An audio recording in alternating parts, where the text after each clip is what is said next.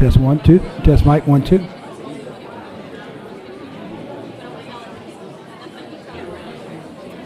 Test mic, test mic.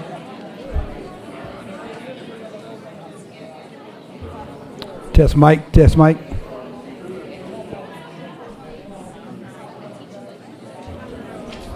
Test mic, test mic.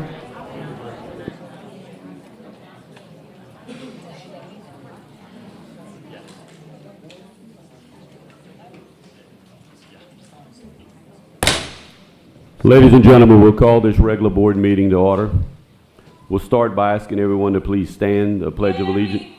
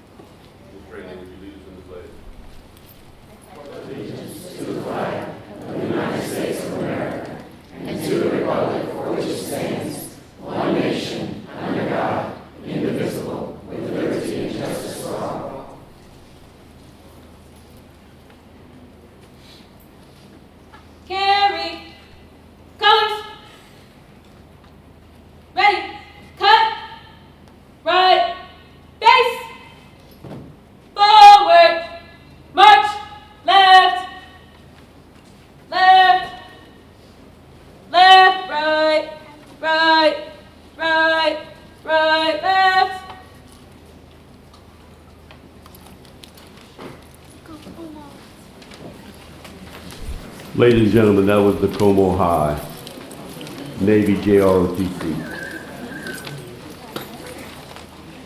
Before our opening comments,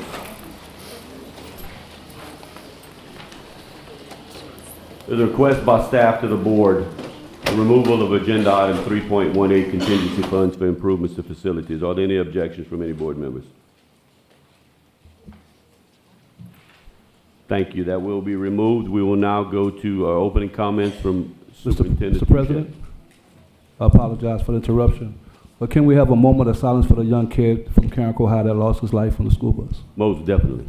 Most definitely. Would everyone please stand as we remember this young man?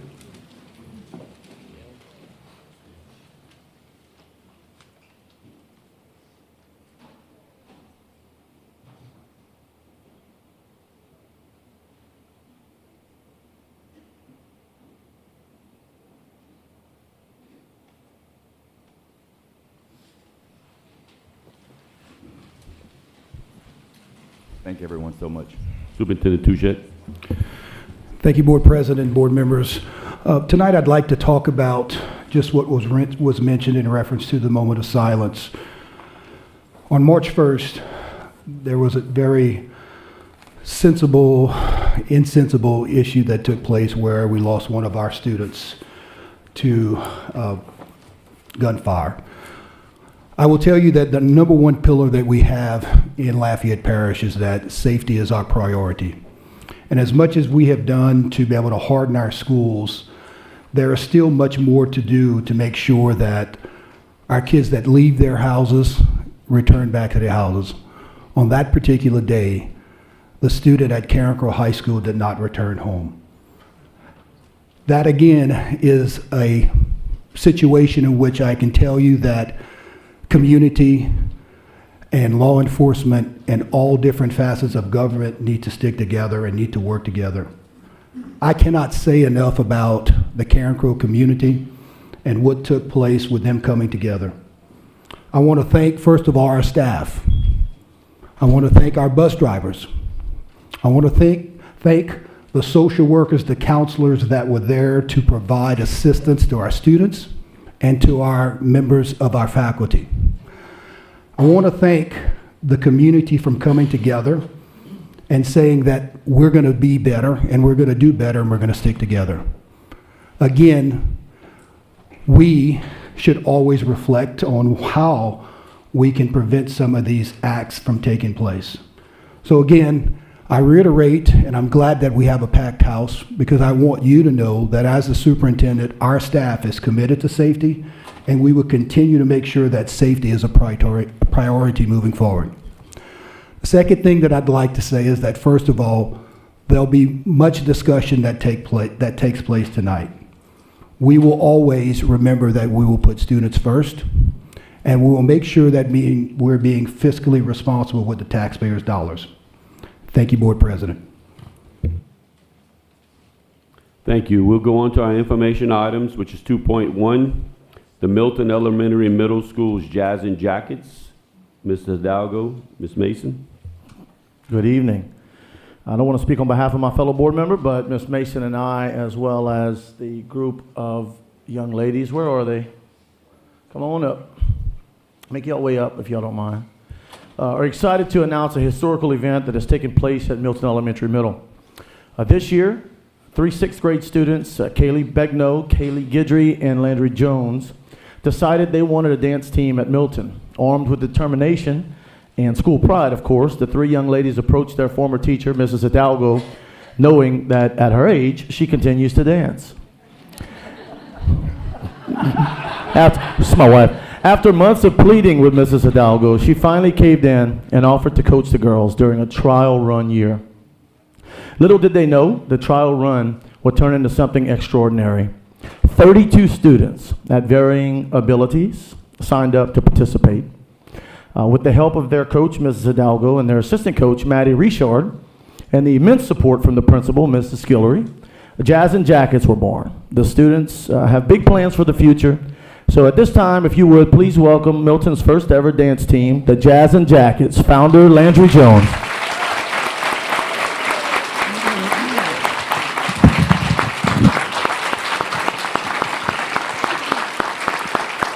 Hi, my name is Landry Jones. I am one of the 3 founders of the Milton Jazz and Jackets.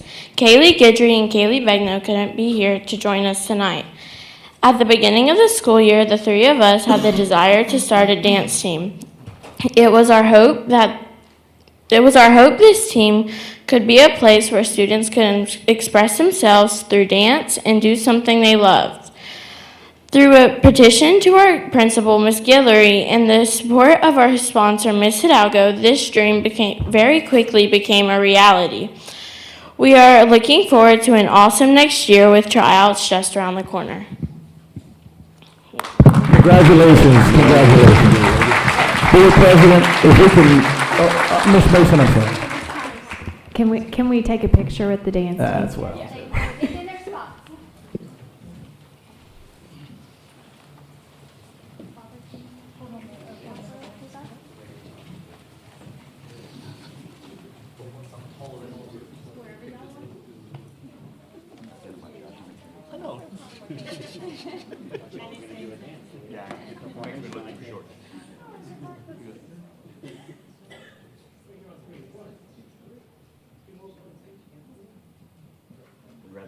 Congratulations, ladies.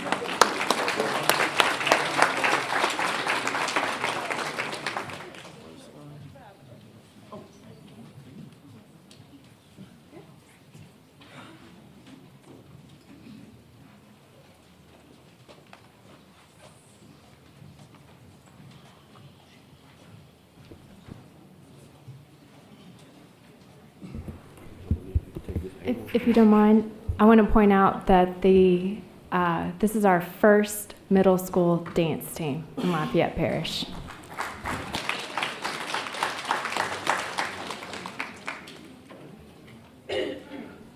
.2, information item, impact of charter schools to Lafayette Parish school system. A lot of this information is going to be coming out in depth and in detail next month, but I'll recognize Ms. Mason.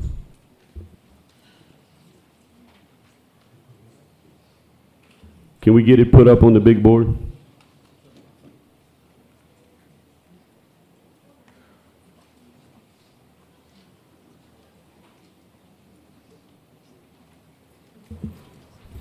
Mr. Carbo, can you just please click on the attachment in the agenda?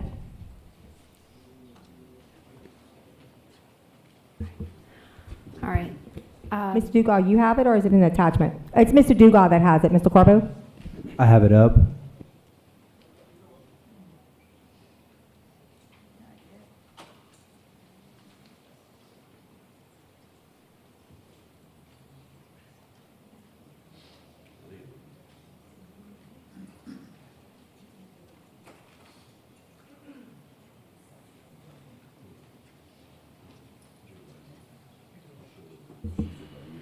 Okay, I requested to share this information as clearly as possible for our public.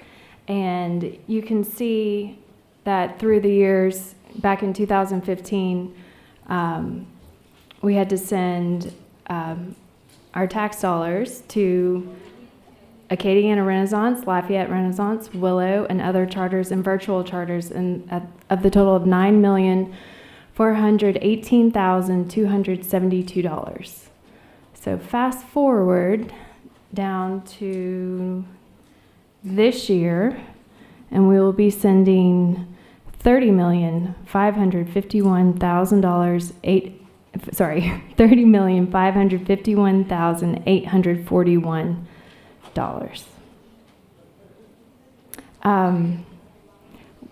Matt Dugas, would you mind explaining how these funds are distributed and how they're gathered? Yeah, so the charter school funds are sent through the MFP. So what we are seeing right here is local revenues that were collected by Lafayette Parish that the state sends directly to the charter schools by a reduction in our MFP. So they take the normal funding from the state, make us record it as revenue, and then they show it as a transfer out to charter schools. So the $30,551,000 is actually, as of now, we're expecting maybe another $3 to $4 million. We'll be getting that budget letter in the next few weeks. We're expecting another increase to that in the terms of 3 or 4 million additional money. This was a $6.5 million increase over what we originally budgeted, and we're looking at probably a $3 to $4 million additional hit when we receive the next budget letter from the state. Okay, thank you so much. Mr. Touchet, would you mind explaining what this does to our budget and our planning?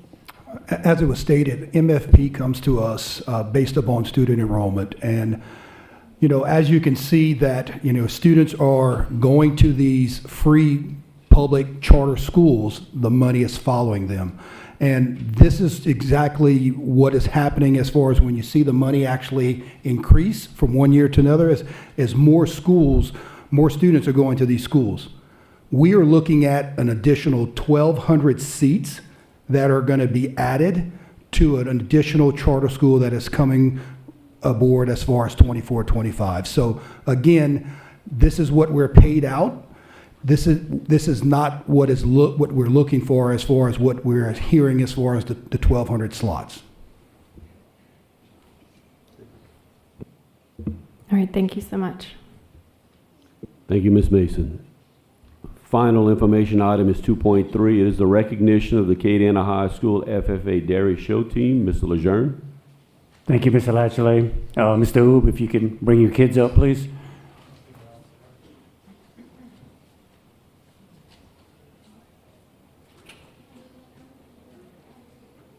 We brought the kids, but we didn't bring the cows. I asked, but they wouldn't let me.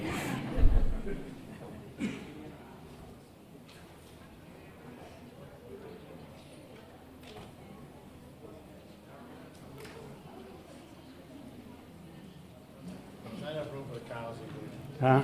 there. Not enough room for the cows in there. Well, they would have cleared out some room.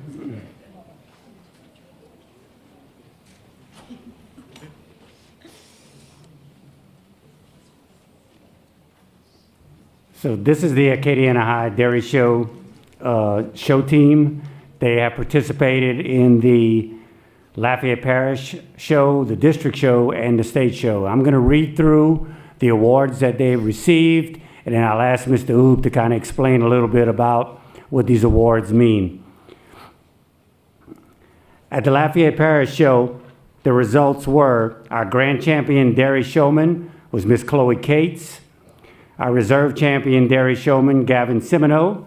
Our grand champion commercial cow, Miss Chloe Cates. Grand champion commercial dairy heifer, Miss Chloe Cates. Reserve champion commercial dairy heifer, Montana Roy. And supreme dairy female, Chloe Cates.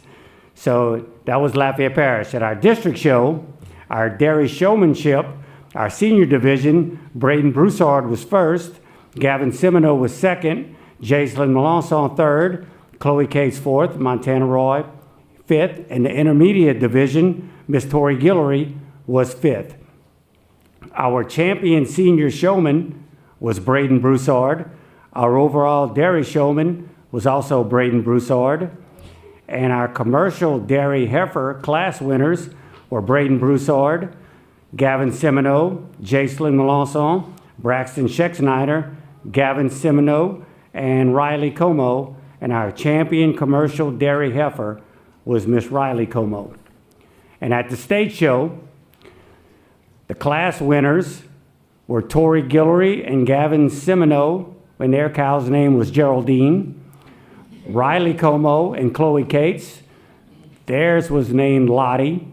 Second place was Jaislyn Melanson with Presley, Braden Broussard with Ollie, Braden Broussard with Coco, and Chloe Cates with Princess.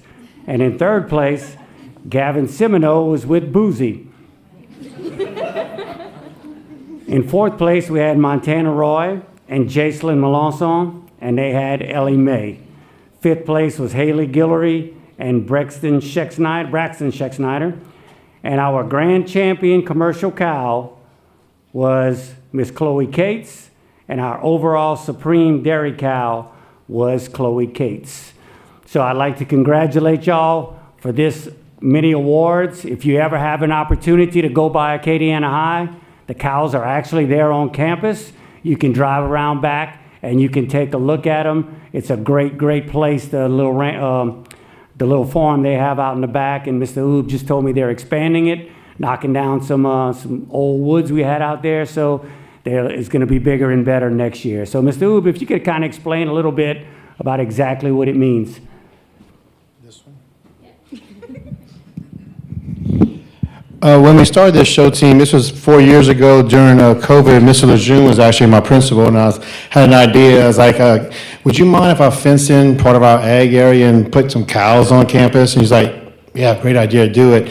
So during COVID, we started fencing everything in and brought some cows, and we started, these kids started showing them, and we started getting really good, and we've done this for 4 years, and we have a reputation around the state. We're the only school in Louisiana that has show cows on campus, the only one in Louisiana. So we're known for that. Thank you.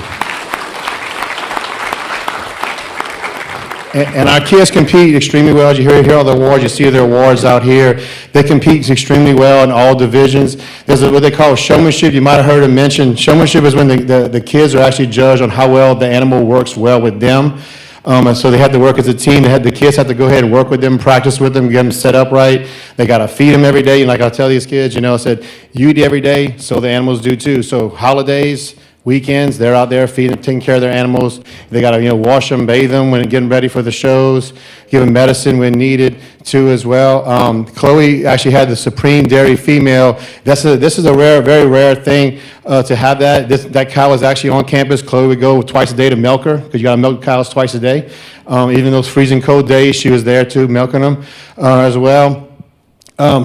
It was really rare to have that, and I never thought when we started this program that we'd have a Supreme Dairy Female.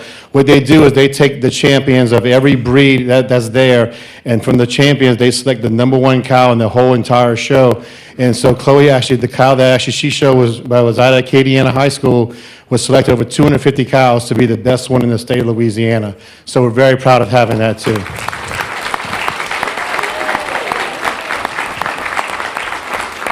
So if you ever want to see some dairy cows, go to Acadiana High, like Mr. Lejeune said. They're right next to the band area, and you can't miss them. They're black and white. They're all over. You can't miss them. But thank y'all again, school board. Thank y'all for your support of our program, too, as well. Let's take a picture. I'll take out picture, guys. Okay.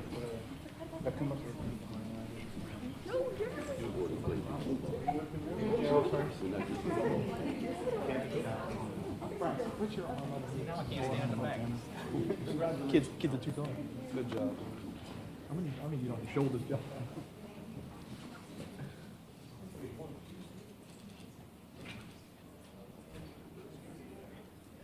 Great job representing. There you go, Joe. There you go. Congratulations. Always. Great job. Thanks for all your hard work. Don't ever let Karen grow up. Get ahead of us. That's correct. Congratulations. And no, we got cows in the picture. And Mr. Lejeune, they thought we just played football, huh? That's right. That's right. Congratulations. We're very proud of y'all. Okay, ladies and gentlemen, before we get started with the consent agenda, as we have a packed house this evening, public comment will be received from the audience that are sitting in the boardroom first. Once everyone has had a chance to speak, the overflow that is seated in room 2051 on the second floor will then have a chance to come down if there is anyone up there. We remind you, comments are limited to 3 minutes. And if you have a group of individuals that are here to speak, if you were to pick 1 or 2 spokespersons for your group, it would be greatly appreciated. The one thing we wanted to read was the public comment policy.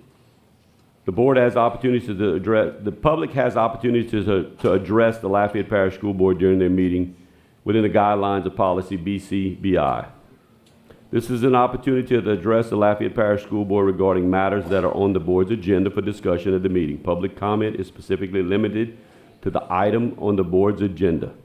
Public comment shall be held before any vote is taken on an agenda item and shall occur after introduction of the agenda item to be voted on and before the school board members begin deliberations. Rules for addressing The board president will recognize the speaker for the item. Provide your name for the record, please, as this is being recorded. Speak clearly and loud enough to be heard and understood. Please be concise and respectful. Lafayette Parish School Board reserves the right to limit comments regarding a particular topic. The school board will not permit any statements that infringe on student and our staff privacy, and the school board will not engage in a dialogue or discussion, but does reserve the right to correct any misinformation. So what this is saying is if you come up to speak on an agenda item, remain specific to the item. Do not get off course and go somewhere else. You'll be limited to 3 minutes. We have a lot of people here tonight. Let's make it respectful.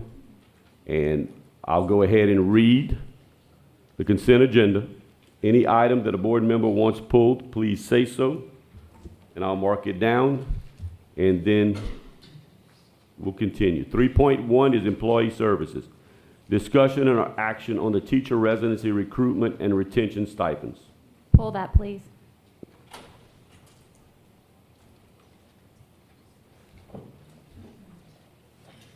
Three point two, administration, discussion and or action concerning the acceptance of $4.1 million gift from the Pew Family Foundation and other philanthropic partners to support the implementation of the Accelerating Campus Excellence ACE model at J.W. Falk and Dr. Raphael A. Barranco. Pull it.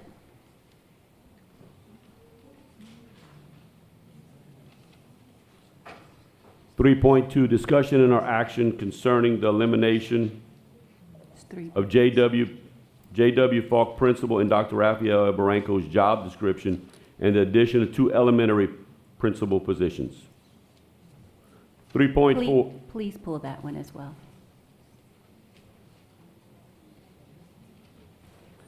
3.4, discussion or action concerning Resolution 03-024-2086, School Social Worker Week. 3.5, discussion and or action concerning Resolution 03-024-2088, 2024 Teacher Pay Raise Resolution. 3.6, discussion and or action for superintendent to contract a facilities planner. Pull it, please.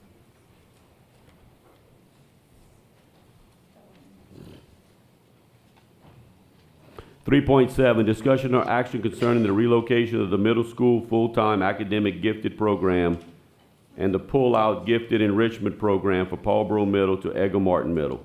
Pull it, please.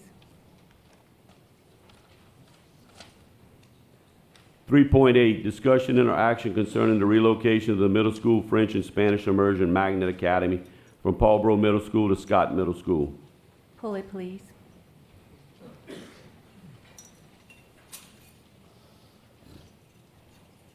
3.9, Child Nutrition Services, discussion and or action concerning Resolution 03-024-2087, National School Breakfast Week and National Nutrition Month. 3.10, Administration, discussion and or action concerning the transfer of the elementary full-time academic gifted program at Corporal Michael Middlebrook Elementary to the full-time academic gifted program at Woodville Elementary. Pull it, please.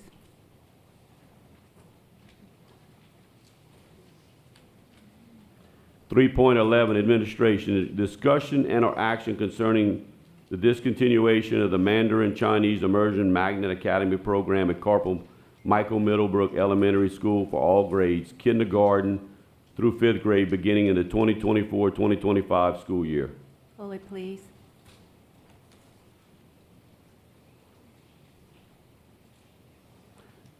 3.12, discussion or action concerning changing Acadiana High Air Force ROTC Magnet Academy to Acadiana High Army ROTC Magnet Academy. 3.13, discussion or action concerning revisions to the 2024-2025 district calendar. 3.14, discussion and action concerning revisions to the supervisor of construction and expansion job description. Pull it, please.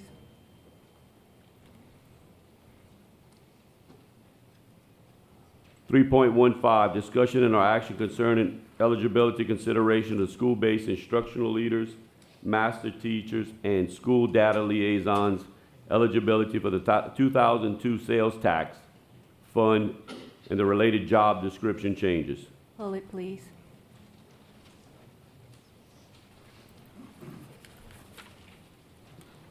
3.16, discussion or action concerning revision to the supplemental pay section of the 2023-2024 salary schedule. 3.17, discussion or action concerning a revision to the coaching stipends wrestling section of the 2023-2024 salary schedule.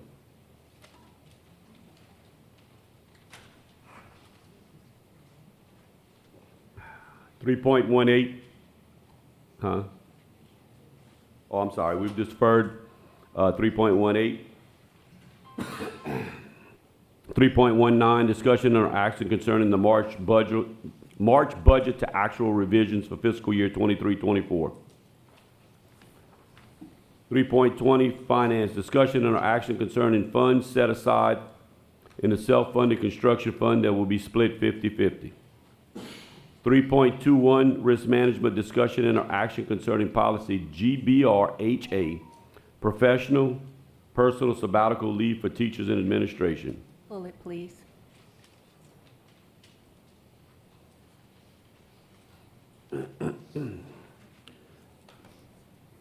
3.22, discussion and or action concerning revisions to policies CG-administrative records, EBBH, use of automated external defibrillator, AED, and cardiac emergency plan, JGC, student health services, DFG, donations and gifts. Excuse me. 3.23, risk management, discussion and or action concerning revisions to policy DIE, records retention. 3.24, superintendent, discussion and or action concerning the minutes of February 5th, 6th, and 7th, and 28, 2024. 3.25 is approval of all consent agenda items. What I would do now is entertain a motion to approve all items not pulled. Make a motion. We have a motion by Mr. Badgerow, Second.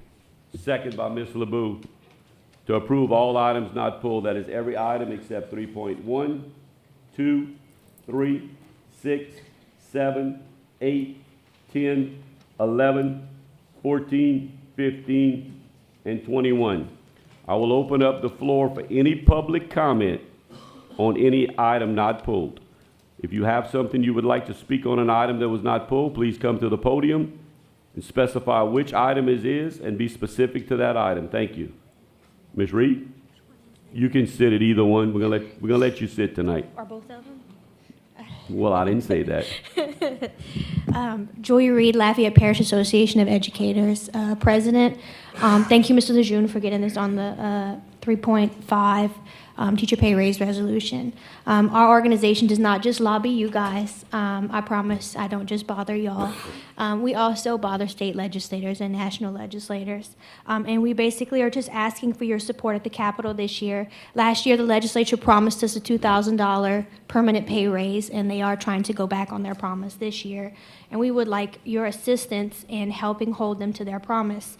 One of the comments we got in our lobbying efforts last year, and I also serve as a state legislative chair for my state organization, from state legislatures is they feel that school systems do not do enough to contribute to the salaries of their teachers. And my answer to that is that Lafayette Parish has in previous years done a pretty good job of trying to keep up using vehicles such as the 2002 sales tax to provide raises to their teachers. And Ms. Trosclair gave a 2% raise, I believe it was like 2 years ago, that came from the general fund. So we're doing our part. So our teachers deserve for the state to do their part as well. So we're asking for your support. The wage penalty for working in Louisiana as a teacher is 27.8%. That's a quarter to comparable professions. And so if I was enrolling in college today and I saw that, you know, I might not have put the checkbox next to the same major when I could make way more as a nurse or a business professional. And we are not at the Southern Regional average. I'm sorry, I always mess that up. We're well below them, and the state needs to do their part as well. The teacher shortage is real. It affects everyone on school campuses, the kids, the teachers. And I get emotional when I talk about it because we just lost a teacher at our campus. The because he left because the pay was too low. And he was new, he was a brand new teacher. He was gonna be amazing, like amazing. He already was amazing.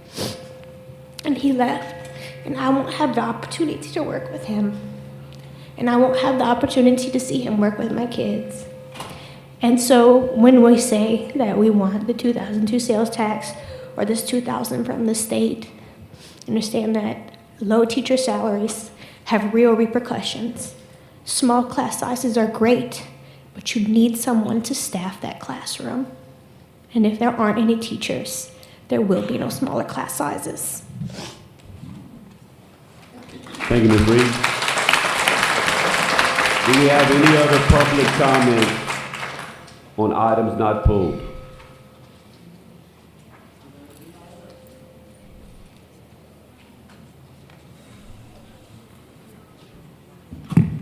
I'll stand.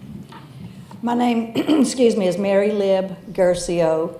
I am a resident in District 8 and former school board member, a very passionate public education supporter. I sent you a rather lengthy email a few days ago. I hope you've had time to read it. I tried to be positive. Excuse me, ma'am. Could you tell me what agenda item? The agenda item that I'm speaking about tonight is the item that deals with pulling this 3 or 4 items that deal with pulling programs in the language immersion area. And what Okay, those have been pulled. You can't speak on those right now. You'll speak on those. Oh, I'm sorry. Yes, Then ma'am. No, ma'am. I'm premature. Yeah. I'll be back. We'll address them one by one. Yes, ma'am. I'll be back. Thank you. Thank you. Thank you. Any other public comment on items that were not pulled?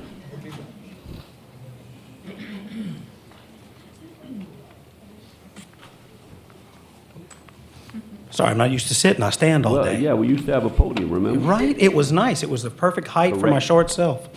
I have, Nick Richard, Lafayette High. I have what may be a small potatoes thing. It's about item 313, which is the 24-25 district calendar. I know, small potatoes. You had to go looking for it, right? As a teacher, seeing that the first date, be it optional or not, started with the word July, hurt me. I know we like to protect certain dates. It was mentioned at a meeting that we want to protect Memorial Day, which I think is fantastic. But to ask us to work in July, make it an official day, no teacher likes that. And so if we could do anything to get rid of a July 31st start date, maybe, call me crazy, don't have a 3-day staggered entrance. 2 was plenty last year. I think it worked fantastically. If we do a 3-day stagger, you're talking about a teacher doing the same introduction to their students 18 times. So if we could have an adjustment to the calendar to where teachers do not start in July, I would greatly appreciate it. I know a lot of my coworkers would as well. Thank you. Have fun tonight. Thank you. For our audience outside, could someone open the door so they can maybe hear me? If anyone has any comments on items not pulled, now would be your time to speak on items not pulled, not the ones that were pulled.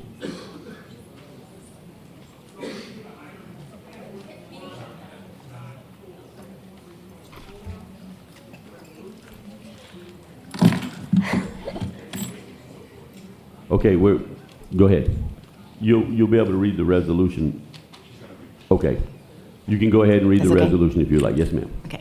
Melissa Arsenault, lead social worker for Lafayette Parish.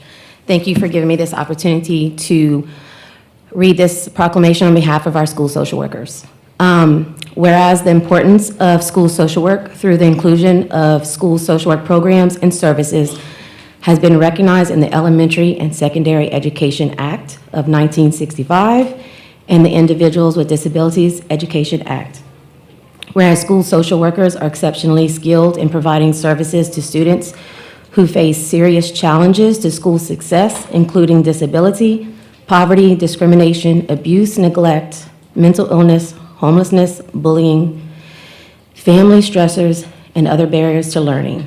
Whereas school social workers are needed more now than at any time in recent memory, as more students are struggling with mental and behavioral health disorders, with nearly 1 in 6 children from the ages of 2 to 8 having diagnosed mental, behavioral, or developmental disorder. Whereas individuals who wish to access community mental health services often find such services unavailable or inadequate. Whereas school-based mental health programs are critical to early identification of and early intervention for mental health problems. Whereas school social workers, being licensed mental health professionals in schools in the United States, provide necessary assessment, interventions, counseling, family outreach, and community referrals. Whereas school social workers maintain knowledge of school culture and climate, which are necessary for responsible school safety planning. Whereas fewer than 1 in 5 children in need of mental health services actually receive these services, and research indicates that school mental health programs improve educational outcomes by decreasing absences, dropout rates, discipline referrals, and improving academic achievement. Whereas school social workers serve as vital members of a school's education team, playing a central role in creating partnerships between the home, school, and community to ensure student academic success. Whereas the celebration of School Social Work Week during the week beginning March 3rd, 2024, highlights the vital role school social workers play in the lives of students in the state of Louisiana. Therefore, be it resolved that Lafayette Parish School Board does hereby designate the week of March 3rd through 9th, 2024 as National School Social Work Week. Thank you, ma'am. Any more public comment? Hearing none, we'll go to board comment. Mr. DeZarmo? I would like for any social worker that's here today, please stand. If you're a social worker, please rise.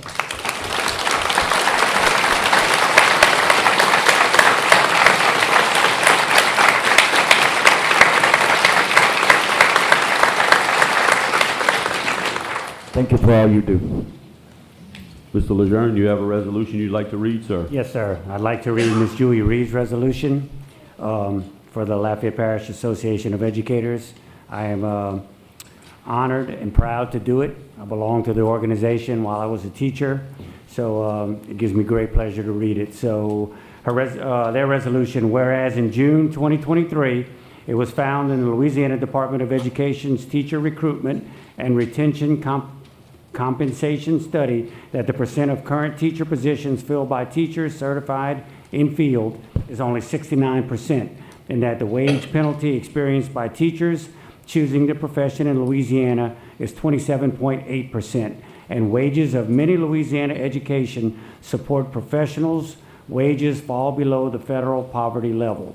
And whereas our nation's future well-being relies on a high-quality public education system staffed by well-compensated certified teachers and qualified support staff to prepare all students for college, careers, democracy, and lifelong learning. And whereas teacher quality is one of the biggest school-based factors on student achievement. And whereas educational support professionals provide essential services to both other educators and students that allow them to function and achieve at high levels. Whereas educators deserve to be recognized for their tireless devotion to the promotion of the current and future well-being of our students and communities.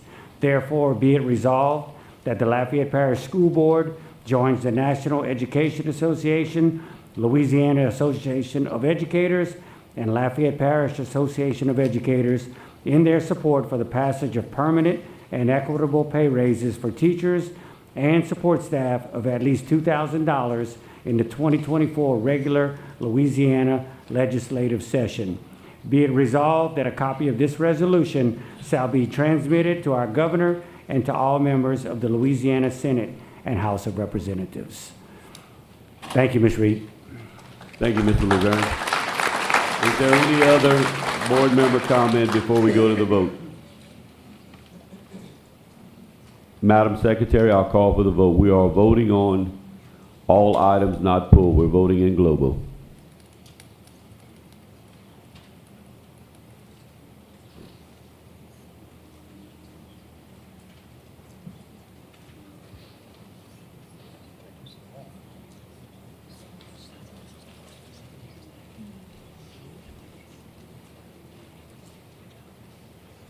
9 for, none against.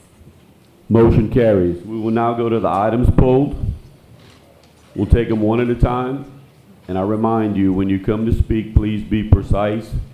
Stay on track with the item we're talking about. And the time limit will be 3 minutes. I think it's on there and it's up there. The first item that was pulled was by Ms. LeBeau. It's 3.1. Thank you, Mr. President. I make a motion that the board approves the teacher residency recruitment and retention stipends as detailed in the documents attached to this agenda item for teacher residents who meet the listed criteria. We have a motion. Do we have a second? Second.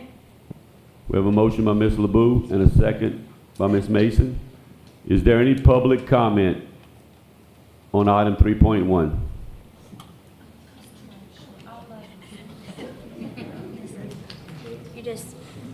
I might just move up here. We're just going to move you up there. We're going to put your own name tag. Okay. I might be asking for a parking spot soon. Joy Reed, Lafayette Parish Association of Educators. I just want to speak briefly on this item. Our organization supports this item wholeheartedly as a way to attract more teachers from UL and the surrounding colleges to our district. New teachers are always needed. We need them to come and work with us. Like I mentioned earlier, the teacher shortage affects kids. It also affects teachers. It's very hard to keep working when you don't have someone to work with. However, we would ask as a consideration, or as our organization is asking for a consideration, we think it's wonderful that you're giving the stipend to the resident teachers. I don't want anyone to have to suffer through the financial hardship that I had to go through as a student teacher, trying to student teach at Karen Crow High School, which is also where I went to high school. And do your teacher prep program is very difficult to try to work and learn to be a teacher. And they have to do it for 2 semesters now, whereas I only had to do it for 1.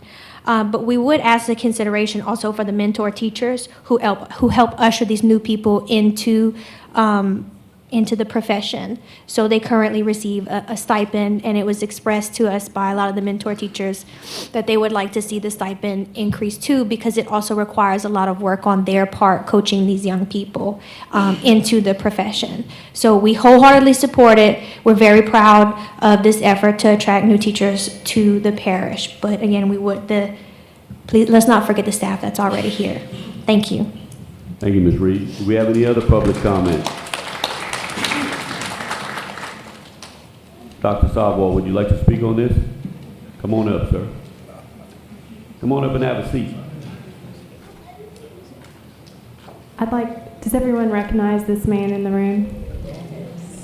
He is our president of the University of Louisiana at Lafayette. Yeah, at least I was when I left the office this afternoon. Well, thank you very much, Mr. Chairman and the superintendent and members of the board. It's a pleasure to visit with you this evening on what we think is a very creative, innovative, and important initiative. We want to thank the superintendent for being so aggressive in trying to address the teacher shortage area.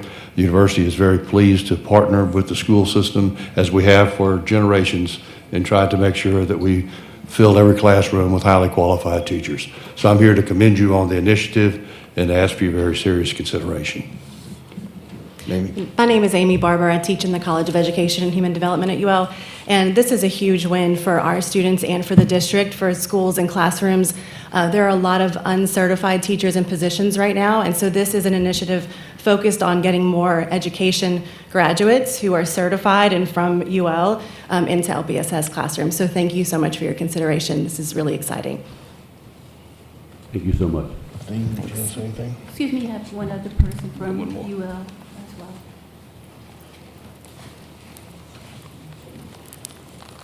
I'm Paula Montgomery. I am the proud interim dean of the College of Education and Human Development, and we thank you for what you are doing today. This is definitely going to be absolutely wonderful for the students that we service every day as they go out and become great and fantastic and wonderful teachers. The only way that I know that they can do that is if we do our part, and you guys are definitely doing your part on today. We are doing our part. We are producing the best and the brightest.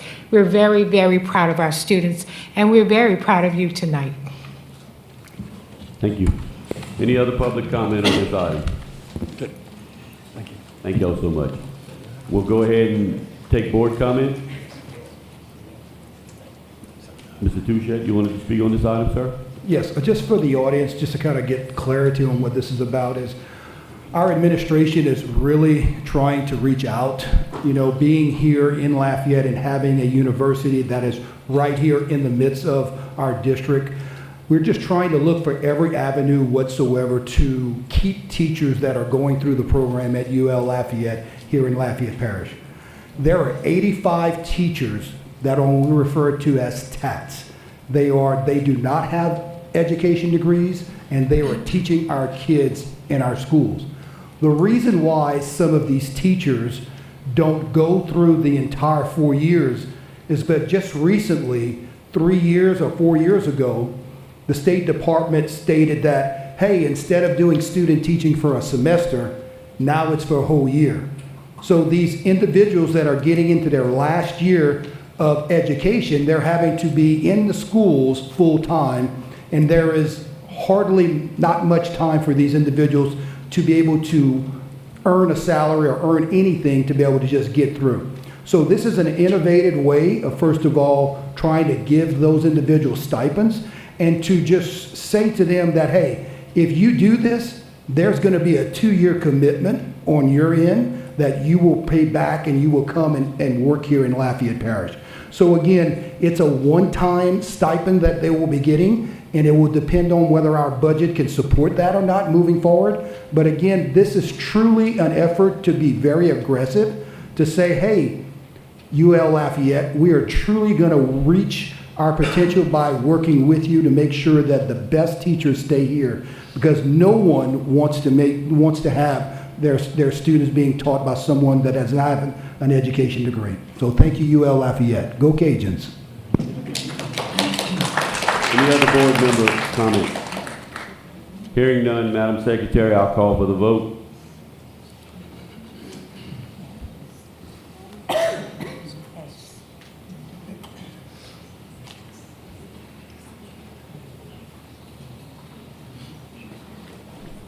Nine for, none against.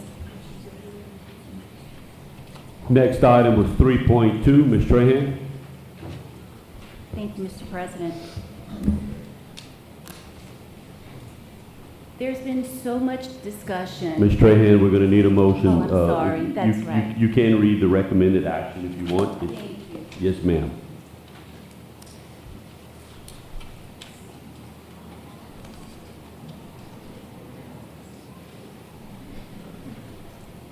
Okay, I motion that we have discussion about 3.2. Come in. Read. Where is it? Thank you. It's 3.2. Right here. Oh, thank See, you. what you would do is if you agree that the board approves, let's say the recommended action says approve, but you don't, you could say not approve. Thank you. I appreciate it. Yes, thank you so much. I recommend that the board approve the acceptance of the $4.1 million grant from the Pew Foundation and other philanthropic partners to support the implementation of the Accelerating Campus Excellence ACE model at J.W. Falk and Dr. Raphael A. Barenko for the next 3 academic years, 24, 25, 25, 26, and 26, 27. Do I have a second? Second. Mr. Edmonds, we have a motion by Ms. Trahan and a second by Mr. Edmonds on item 3.2. Do we have any public comment concerning this item?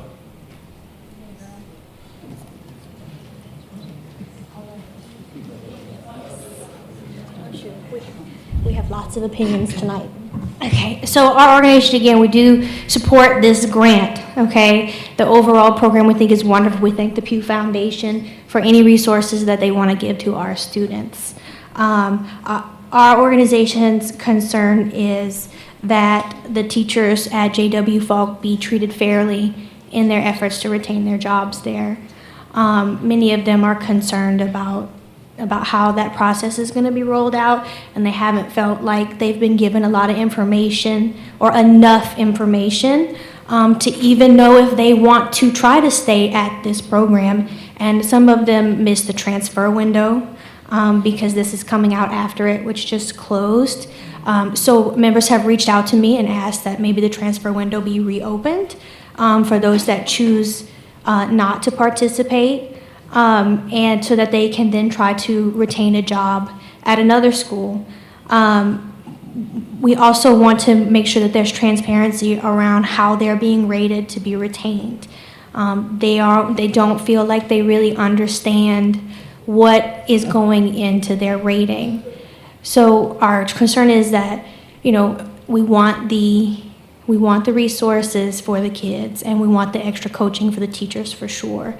But I just want to make sure again that our existing staff is being treated fairly and transparently, so that they know what's going to happen to them, because they're already, a lot of them, going to be separated from a school that they've grown attached to, that they spend all day at, pouring into these kids, and to just, some of them feel like they're just going to be thrown away. And I know that's not the intention of what the administration wants them to feel like, but some of them, a lot of them are kind of feeling that way. So again, we would just ask for lots more information, community input, transparency, and fairness in the process. Thank you. Thank you. Any more public comment? And ladies and gentlemen, we have 2 seats. 2 of you can come up at the same time. Just don't speak at the same time. Yes. Oh, are you with JW Falk? You can go follow her. I'm at Branco. My name is Caleb Cormier. I am a second grade teacher at JW Falk Elementary. I wanted to speak along with what she was saying about the displacement of the teachers that are currently at JW Falk. Me being someone who was intrinsically motivated to become a teacher, I know that along with this program comes stipends that are supposed to bring in teachers that are qualified to be teaching these students, as well as stipends to keep them there for the 3 years. But that is an extrinsic motivation that has been proven much further than the existence of this program to not be something that is sustainable. Everyone that I have had experience with, no one goes into becoming a teacher for money, so it is an intrinsic motivation, but even more so at JW Falk. There's a reason why there's so many open seats. It's because not a lot of teachers want to come and deal with what we deal with on a daily basis at JW Falk. It takes something special in someone to want to teach there. It's recognized in the community. It's recognized by the students, student after student. There's large families that have multiple siblings that are there. They have parents that went there, and they can say, I know this teacher, I know you in particular, I know your family. I've been in the community, I've talked with them. And by pulling that away from the students, you're looking at something that can hurt them much further than the short-term gains that we have. That was time that was already existing, but the short-term gains that you do have.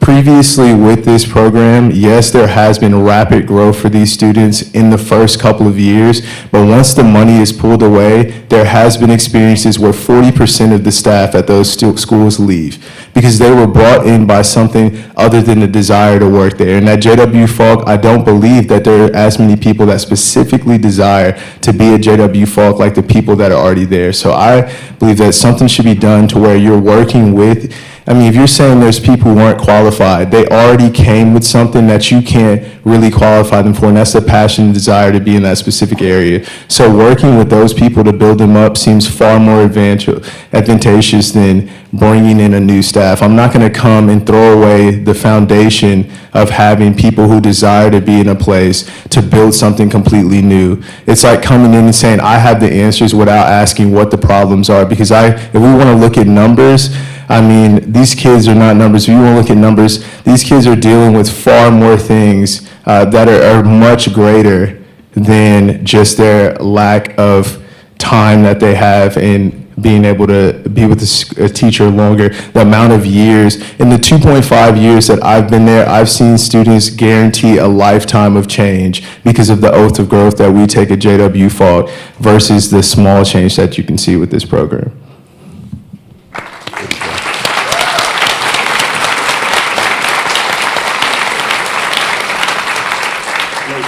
Ladies and gentlemen, realize tonight, all we're doing is accepting the gift. That's what the agenda item is to accept the gift. And implementation, okay. All right, please start the clock when the speaker starts. Go ahead, ma'am. My name is Jessica Graff, and I work at Barenco, and I would just like to echo what the Miss Julia said and the teacher from JW Falk. Many of us at Barenco feel that same way.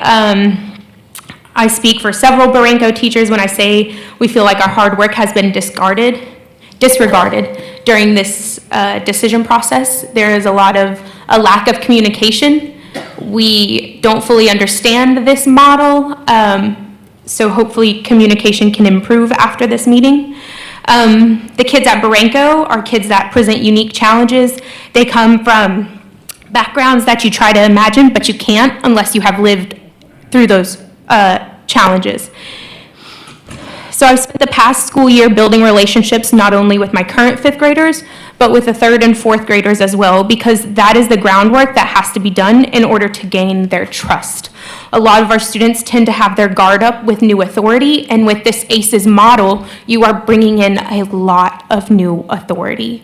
And that is a challenge for an eighth grader to come to school on the first day of school and only recognize a handful of faces, when on the last day of school, they were able to recognize every teacher on their floor.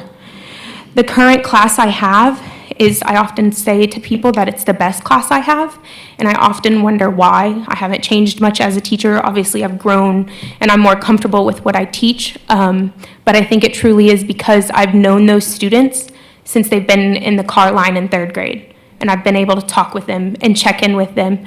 And I did the same thing when they were in fourth grade. So when they came into my fifth grade classroom, they already knew that I was Miss Graff, that I taught science, and that I taught math. And I already had that foundational trust built with them. And it's not just trust with the students, it's trust with their families. I've taught 1/3 of my current students, I've taught their older siblings. So I have trust with their parents. When I call home to discuss academics, behavior, anything, they know that I come from a place that cares deeply for their child. I'm not there for a stipend. I'm there because I want that child to be successful in the face of many adversities that our children at Barenco face. And we would have to reapply for my current position. And that's just makes us feel like our hard work is not paid off or acknowledged, and the work that has been poured into us by our administration has also not been acknowledged. Thank you for your time.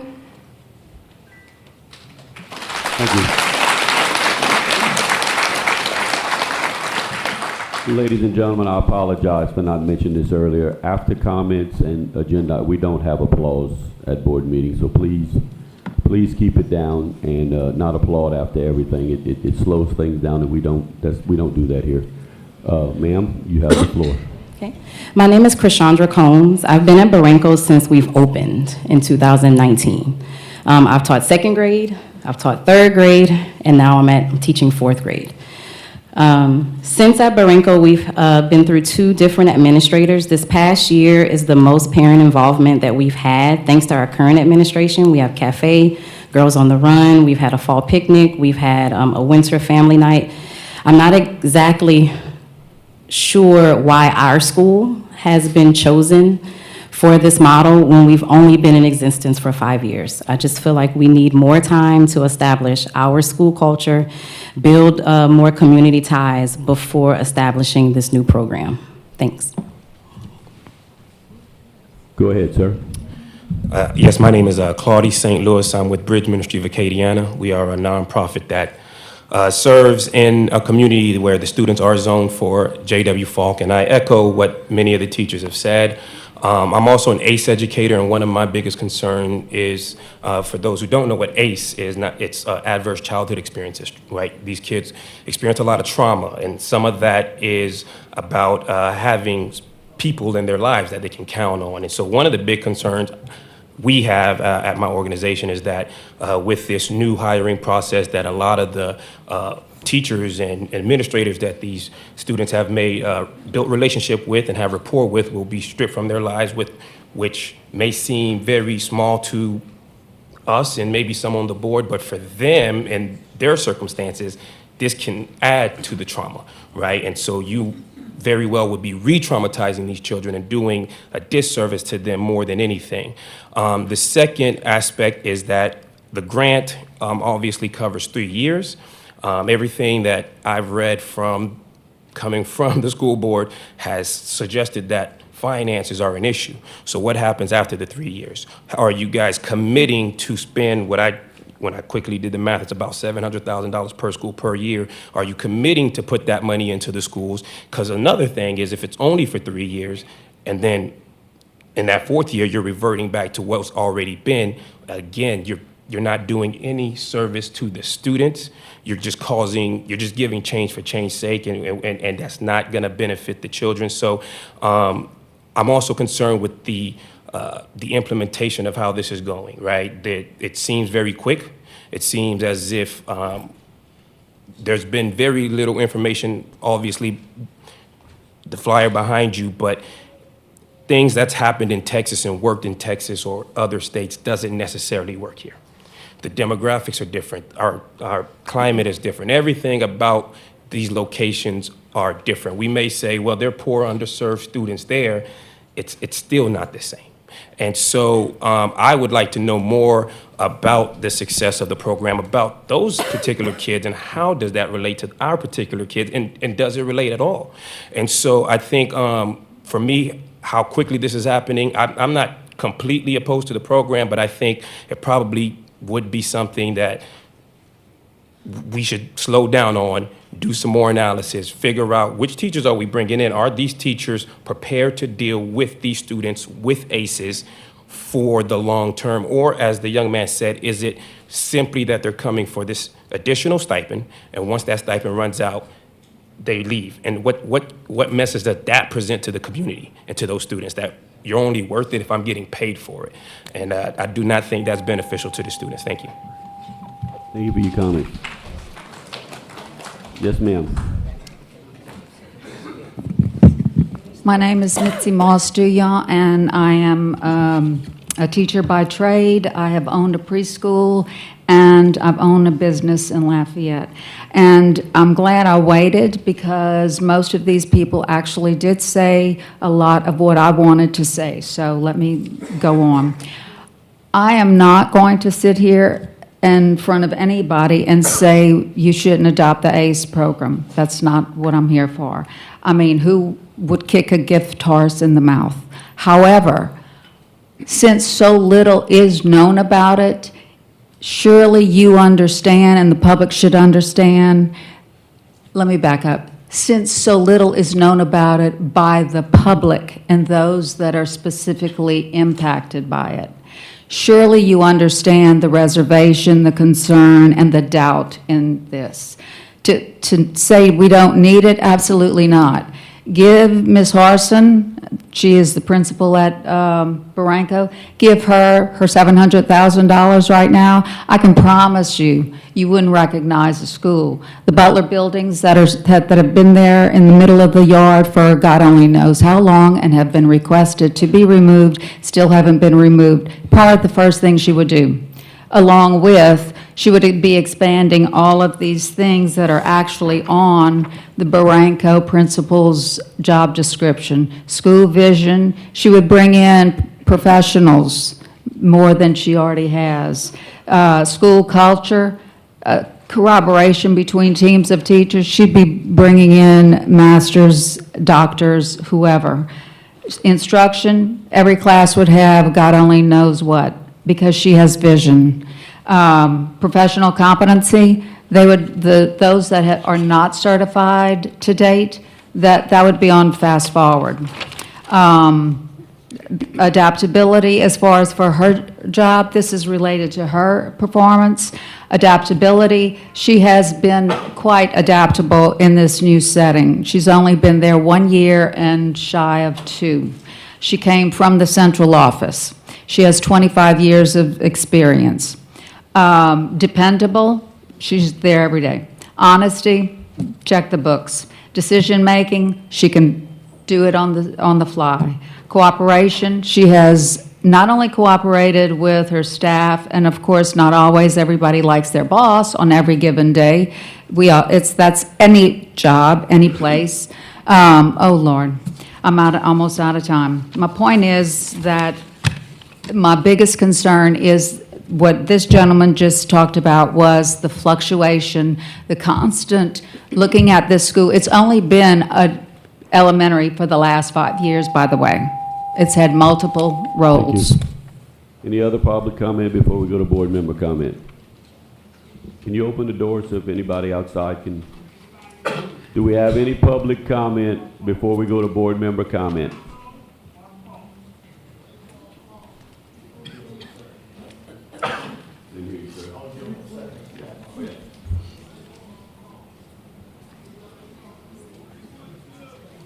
Okay, we'll go to board member comment. Do we have Mr. DeZarmo? I just have one simple thing to say. I appreciate the courage of everyone that did come up here and speak in front of this large crowd. I commend you on speaking for what you believe in and your reasons for believing in it. So thank you very much. Any other board, Mr. Bergeron? Yeah, I just want to say, Mr. Pugh Family Foundation lives in my district, and whenever I talked to him about running for office, he told me to make a commitment, and that commitment was every school in a school, and that's what I want to have happen. It doesn't make sense for us to have schools that are D schools when we can have every school in a school, and that's a commitment that you will always hear me hold true to, and I'm hoping that's what we do tonight. Mr. Pugh, I just want to say thank you for the donation. We appreciate it. Ms. Strahan? Okay. So I am the elected board member for both the schools that the ACE model will be implemented in, Barranco and Falk.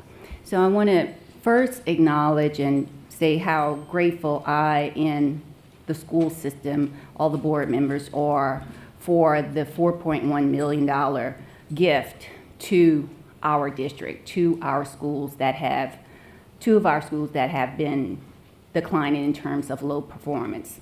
One of the schools particularly for 12 years. So I want to emphasize that it's not that there's reservations to accept the gift and what it will do for those two schools, Barranco and Falk. What I want to really speak about, and I'd like Todd, Mr. Mouton, to come up. What I really like to speak about is the delivery of how it's been rolled out. So can you just about imagine these two schools and the school community, be it the teachers, the parents, the students, the administrators, the way that this has been rolled out is a way that we don't want to have people be treated, okay? And so just finding out last week after they really, as Julia mentioned, can't then go into whatever this transfer portal is, it puts an undue burden on them in terms of the teachers. But how does this directly impact District 4? Well, these are two schools in impoverished, marginalized areas. So when we look at the population and the scores within those schools, of course we want to do something to bring those up. But we have to also think about how we treat people. And we haven't treated the people that we have in those schools right, dealing with this matter. And that is unfortunate because from my understanding, this has been a process that has been a lengthy process that has gone on for over a year before I came on this board. And so if we knew that this was even a thought surely a year ago, we wouldn't have said to the school, and we would get them, really nervous. We wouldn't have said, okay, we're looking at this, but we would research it. But at some point, we would get the school community and the community at large information about it, not the week before the board meeting. And that is unfair. And so that's why I would like for Todd to come up, Mr. Mouton.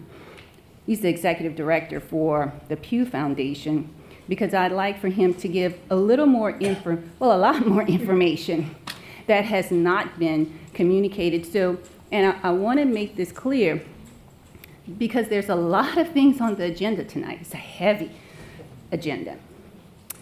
The way we communicate out to the public, because this is Lafayette Parish school system, we're a public school system, we are here for the public.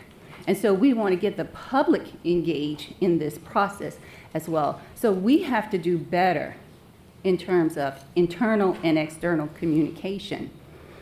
But when the board member for the district doesn't have all the pieces until just a few weeks ago, then that's a problem, okay? And I am thoroughly, I understand how you all feel. I want to make that very clear. I want that to be on the record in that regard. And I think this could have been done so much differently if we would have had a different communication with the public and the school. So with that, I would please ask Mr. Mouton to come up, because this award is going to be transformational for those particular schools. And Mr. Nick Pugh is here as well.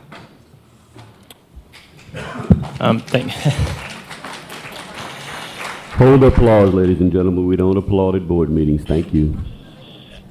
Thank you for this opportunity. The Pew Family Foundation has been around 24 years. I've been working with them for the last 7, and we have spent the majority of our time and funding, working to support schools on the east side and the north side of our parish, and we have been looking for innovative approaches. And we have traveled, we have researched, we have met with consultants, we have worked and partnered with the district, with Love Our Schools, with other organizations over the years, and it was about a year ago that we found out in detail about this astonishing model of, it's sort of an everything at once. You make all the changes you're dreaming of on one campus, and the first thing you do is you bring in the best teachers in the district.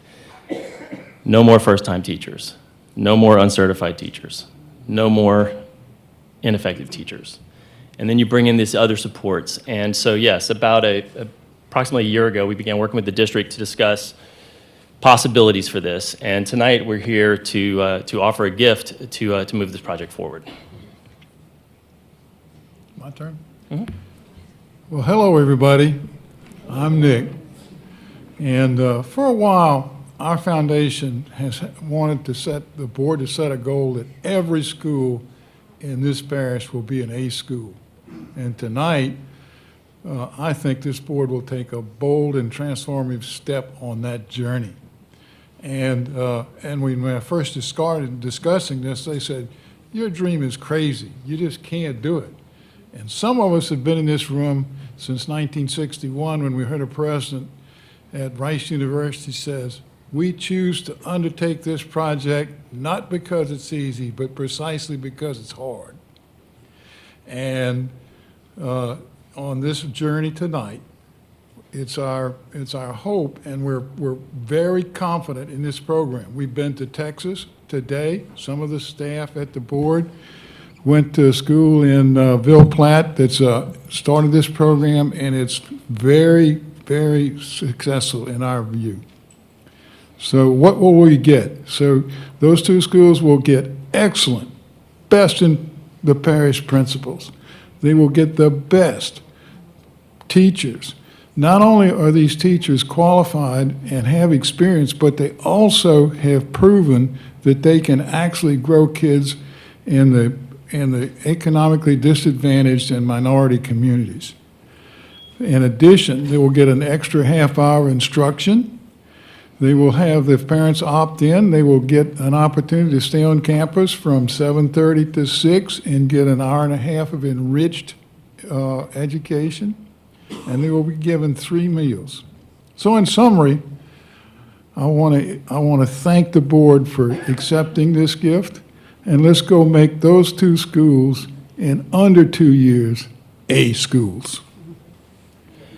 And I would just add that if the gift's accepted, we're planning an extensive series of community meetings, and we're inviting every partner organization, every nonprofit, every concerned citizen, every parent, every family to come in and be part of this immense project, which has achieved astonishing results. There's actually another slide in the deck that shows that on average, campuses improve 2 letter grades in 2 years, and this is at 50-plus schools where it's been implemented. Thank you. I had a couple of questions. Thank you.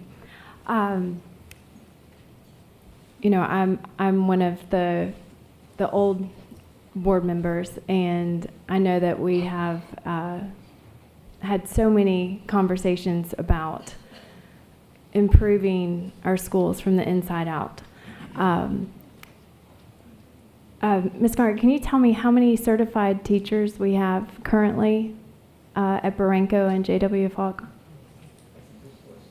Mr. Mason, I'm not sure with Falk off the top of my head, but for Okay. Barranco, we have less than 10 fully certified teachers. We have 23 or 24 teachers there, but the full certification of a teacher is less than 10. Okay.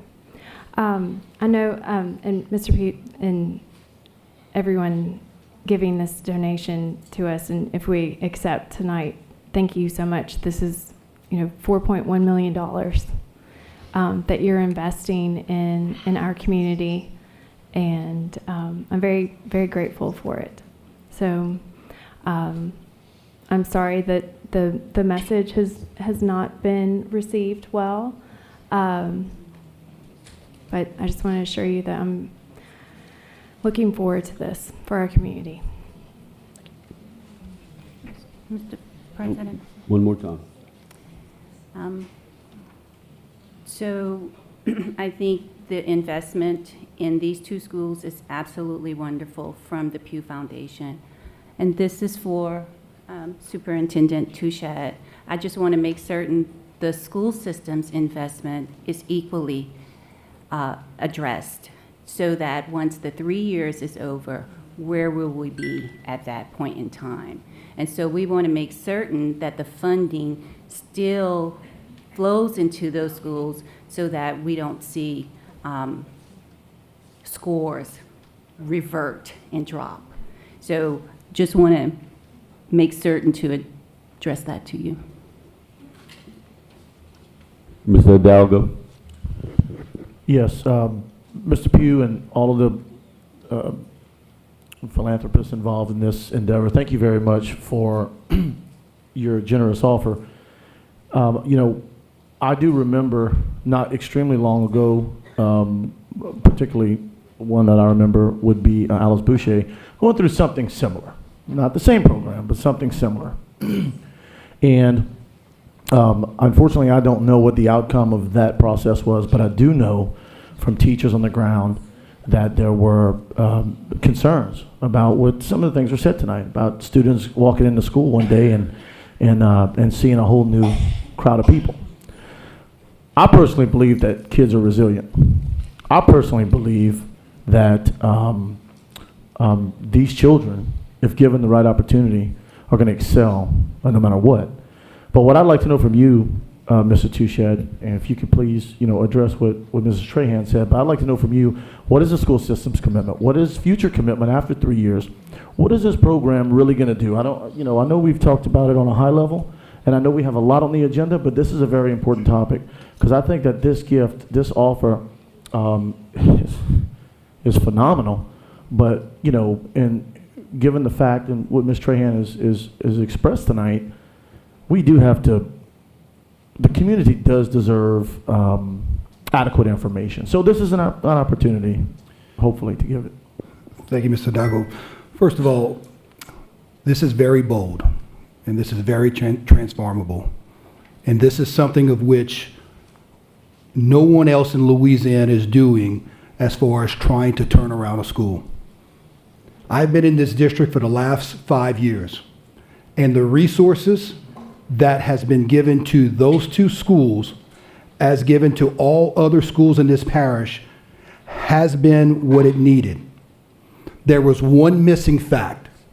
The missing fact, and it's the one thing that we can all resonate with when we go back to our jobs and we see who is performing and who is not, is that we need to make sure that we have the talent to really work with our students that need it.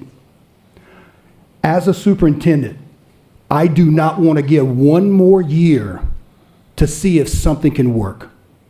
There has been 5 years of which we have not seen the growth. We have visited those schools. We have done what we can. And I can tell you what we have seen.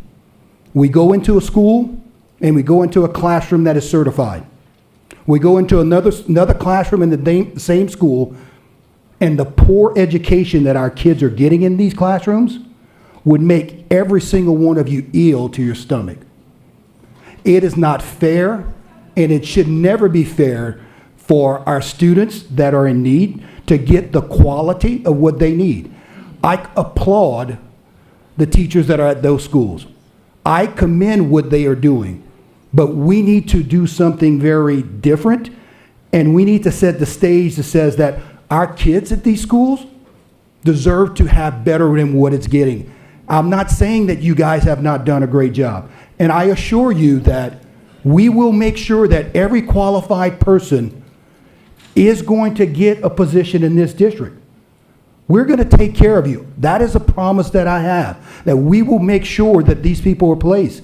But we have to do something bold and transformable to talk about what are we looking at as far as 3 years. You're exactly right. In 3 years, we don't want to have to come back and say where we got the money. We're going to have to, with different decisions that we make over the next 3 years, make good decisions so that there is reoccurring funds so that this can continue.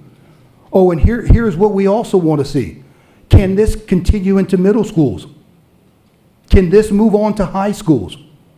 Because it doesn't stop there.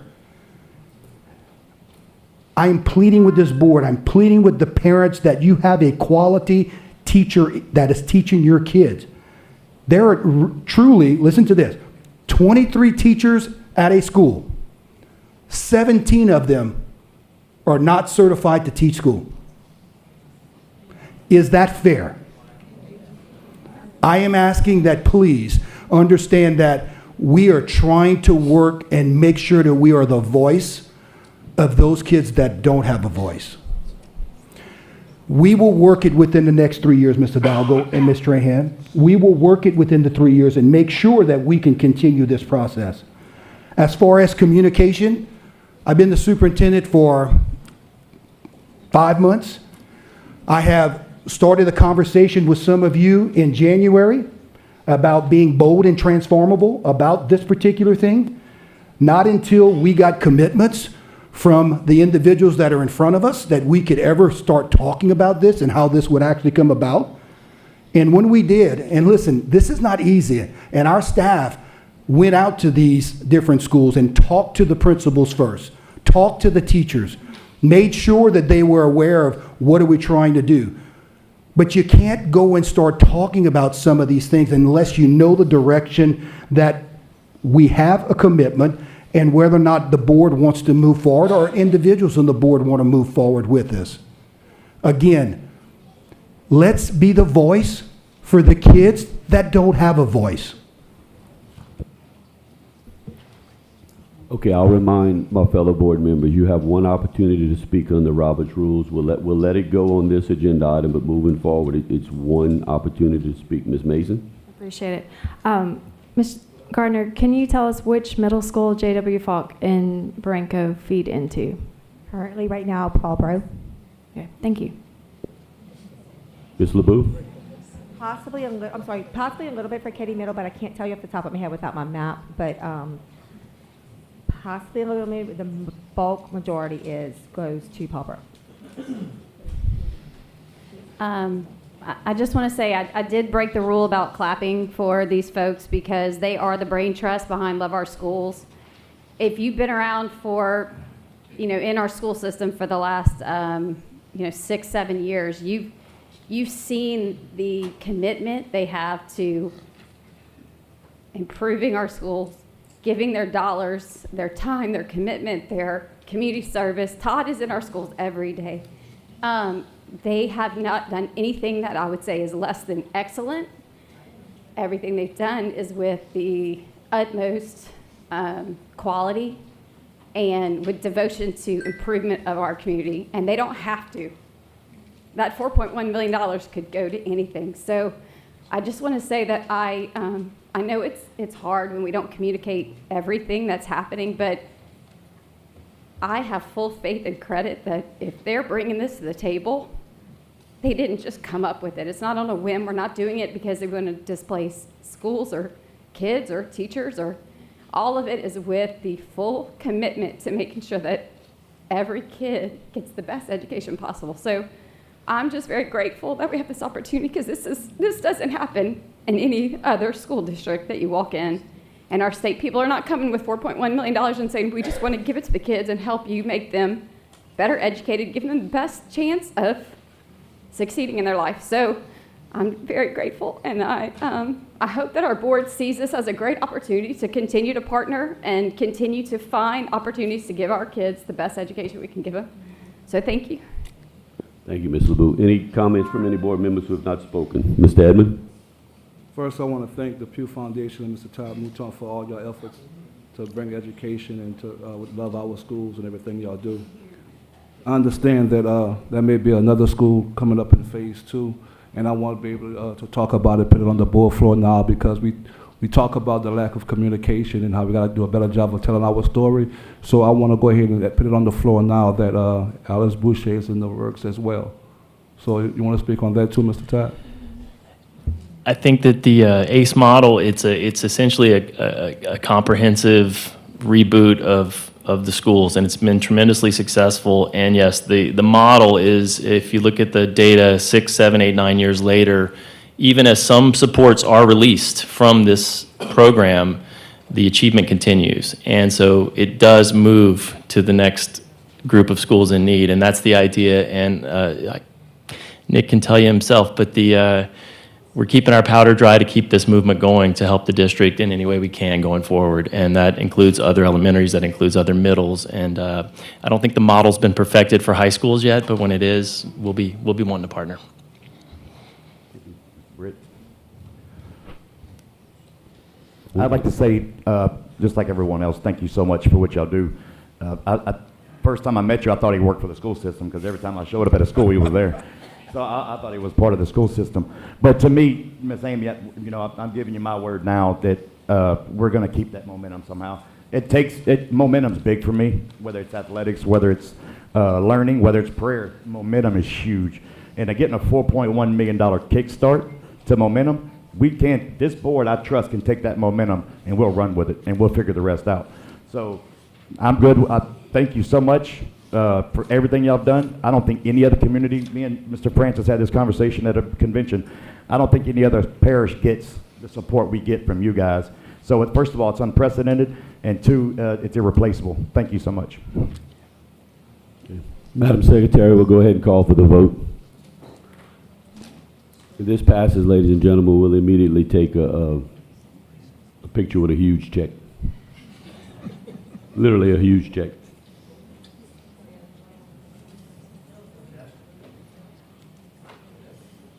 Today. 9 for, none against. Motion carries. If every board member would please come to the front, we'll take a picture with a giant check from the Pew Foundation. You got this 0 to 9 over here. Wow, that's a good check.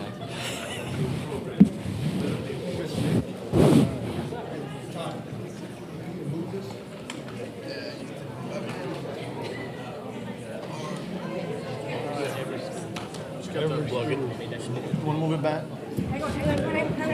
Hold on, hold on. I know, I'm gonna Okay. It's the white clip. Black and white clip. Thank you. Go ahead.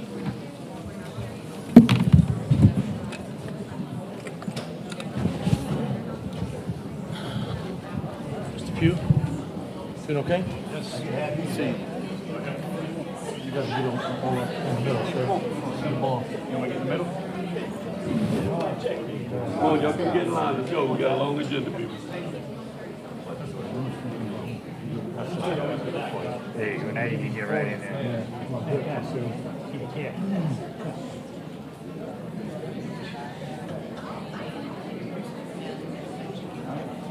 No, here. There you go, Bank. Can't catch.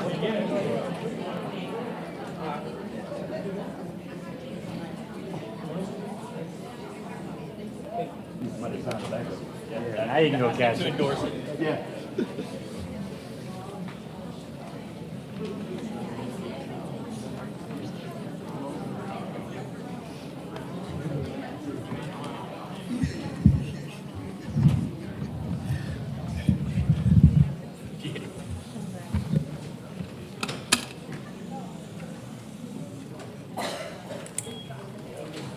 Okay, ladies and gentlemen, we'll move on. I remind you, we have 9 agenda items left to go.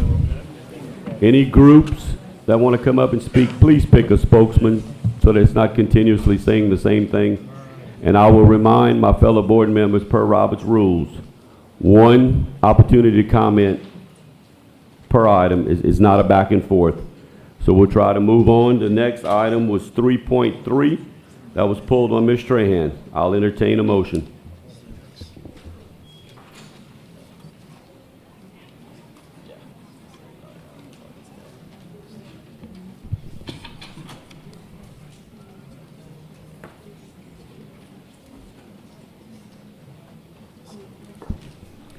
Mr. President, I recommend that the board approves. Let's see.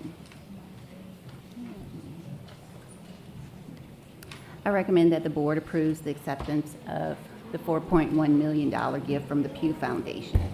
That's the wrong one, ma'am. 3.3. I'm sorry. I am so sorry. Yeah, 3.3. I'm so sorry. I recommend that the board approves the elimination of the J.W. Falk and Dr. Rafael Barranco principal job description effective June 24, 2024, and the addition of 2 elementary principal positions. Have a motion. Do I have a second? I'll second. Okay, we have a motion by Ms. Strahan, a second by Mr. Bergeron, that the board approves the elimination of the J.W. Falk and Dr. Rafael A. Barranco principal's job descriptions effective June 24, 2024, and the addition of 2 elementary principal positions. Do we have any public comment on this? If you do, if it's more than one, please come up 2 at a time.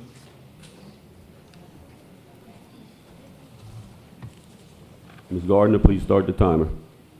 I also am, again, Caleb Cormier, 2nd grade teacher at J.W. Falk. I'd also like to speak on behalf of my principal, Ms. Barbe. When I got at J.W. Falk, Ms. Barbe was talking to me about how, she had just recently started there, but there had been turnover after turnover after turnover after turnover when it came to principals. So I believe in the past 12 years that's being spoken about, where J.W. Falk was supposed to be a failing school. Under Ms. Barbe was the only time that we moved up to being a D school. And we watched a lady crying earlier about how someone was a new teacher, and even though they were still growing, they were already great. Well, I can say that for Ms. Barbe. Ms. Barbe is still growing. Of course, there's a lot that's being brought on, but Ms. Barbe is already great. And taking someone who's been successful in a different place will not in any way, shape, or form necessarily mean that they will be successful at J.W. Falk. I believe the reason why Ms. Barbe chose to stay there is because she specifically can relate and affect these students. I don't believe that that's being accurately taken into consideration. This was something that's just recently being brought to our school. We just learned about it this past week. I'm not sure how long Ms. Barbe's been in talks, but we're just finding out about this. I believe the students will be negatively affected. They have kids that are looking forward to their time. We can't tell them, with all the changes that we're speaking with the ACE model that happen on a day-to-day in their lives, we can't guarantee that we can affect their outside, but we can say that we'll show up and that we'll be there, and that it's a big thing for not to just see JW Falk succeed, but for them to be able to say that it's the same JW Falk. This same JW Falk is now successful. So for them to not say that, okay, I need to completely change, but me, if I continue forward, I can now be successful because I came from that JW Falk under that same leadership. So I think it's important, even if now that this is being implemented, that Ms. Barbe be a part of that. Even if it would mean my own position not being there, I still believe, even more importantly, that leadership needs to be there. Things can be worked if that's necessary. If it's believed that she has shortcomings under this ACE model, I believe that money should be put into training clearly the people that are already there that have committed. You can't teach, I'd rather have some people that are passionate, that are driven, and that care. That's the first thing you can ask someone. Not, or do you have the ability to help someone, but do you even care to help them? Because if that's the case, if we've been failing for 12 years, where has that help been? Why haven't other people come and apply for that job in that time? Why wasn't Ms. Barbe? If it's believed that we're inexperienced, why is it that other people who knew that they have this talent, why weren't you there? Is the thing that I would have to say with that. Thank you. Any other board member, any other public comment? I said most of what I needed to say the first time, but I want to reiterate what he said. When Ms. Harson went to NP I'm sorry, that's a slip from the blast from my past, went to Barranco, there was no principal to go. So be mindful of that. And I understand that money is a lure to everybody who doesn't want to raise, but it's not necessarily going to last forever. And as far as I'm a weekly volunteer at Barranco, I see what's going on. I see what Ms. Harson does and the relationship she has with those children and the programs that are in place now that are blooming and the ones that are on the radar to happen. I just think all those things need to be considered, especially since she only found out a week ago.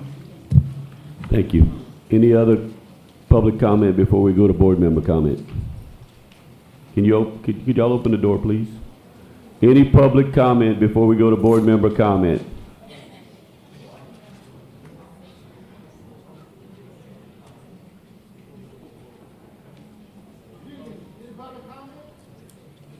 Is public comment on 3.3?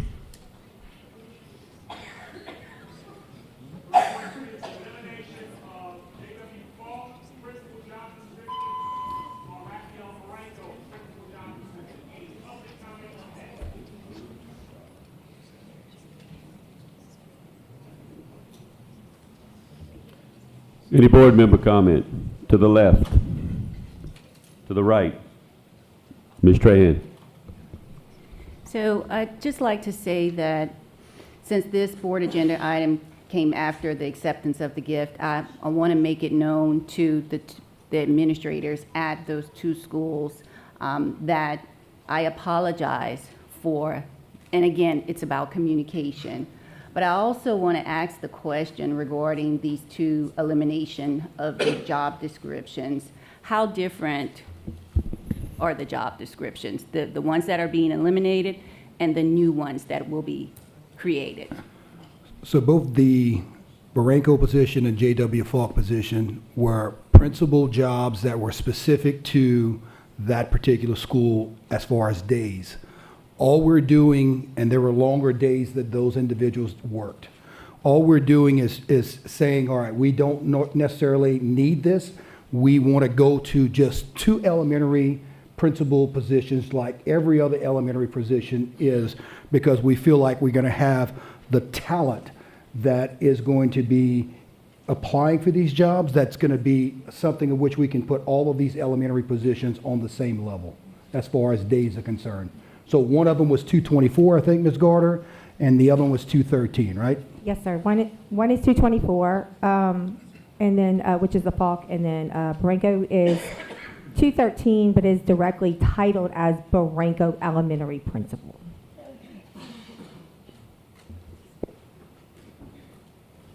Did that answer your question, Ms. Trahan?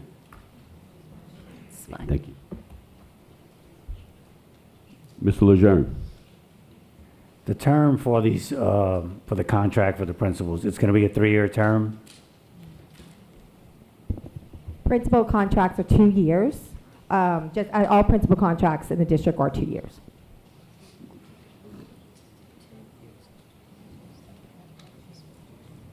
No more board comment. We'll call for the vote, Madam Secretary.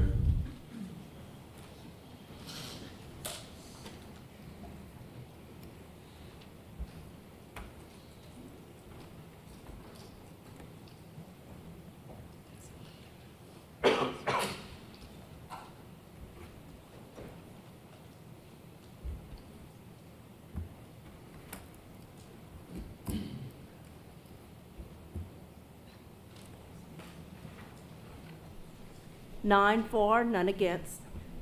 Motion carries.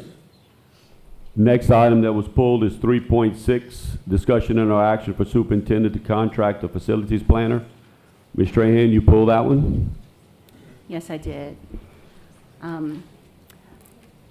I recommend that the board amends the recommended action to approve the superintendent to contract a facilities planner to strategically study the student enrollment and capacity at all schools in the district, including the impact of charter and private schools, and to make recommendation on the most effective use of existing facilities, possible need for new facilities. So I think I should say a substitute motion is what I want to. Yeah, I want a substitute motion. We have to get a motion on the floor before you can make a substitute motion. So could somebody, Point of order. Why not just make the motion you want? You do not have to go with the recommendation. You can make any motion you'd like. Okay, so I can just state what I want? Yes, ma'am. and starting with that, the board approves. Okay, Go thank ahead. you. So that the board approves the superintendent to contract a comprehensive strategic facilities planner to strategically study student enrollment and capacity at all schools in the district, including the impact of charter and private schools, and to make recommendations on the most effective use of existing facilities and possible need for new facilities. In addition to what's stated there, looking at budget, facilities, programs, and a plan will be given to the board by the end of June 30th, 2024.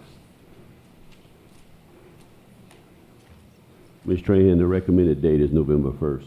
For it to be proper. Right, but I'm just saying, I think the reason they put it that far out was to give ample time and not rush it. I think June 30th may be rushing it. It may be a little too soon, you I would think? think so. Look, my recommendation to you would be is to stick with the November 1st. Okay. Give them enough time, that way it all gets taken care of.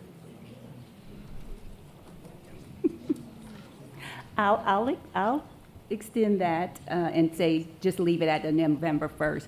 But I wanted to include comprehensive, not just a facilities planner. Second. Okay, We'll get Ms. Dorothy to read it back, or Ms. Gidger to.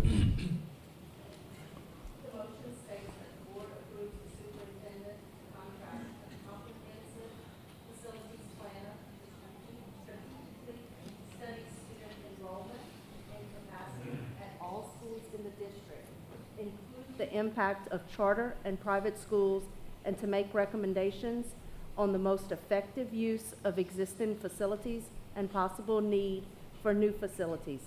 A plan will be given to the board by November 30th, 2024. November 1st.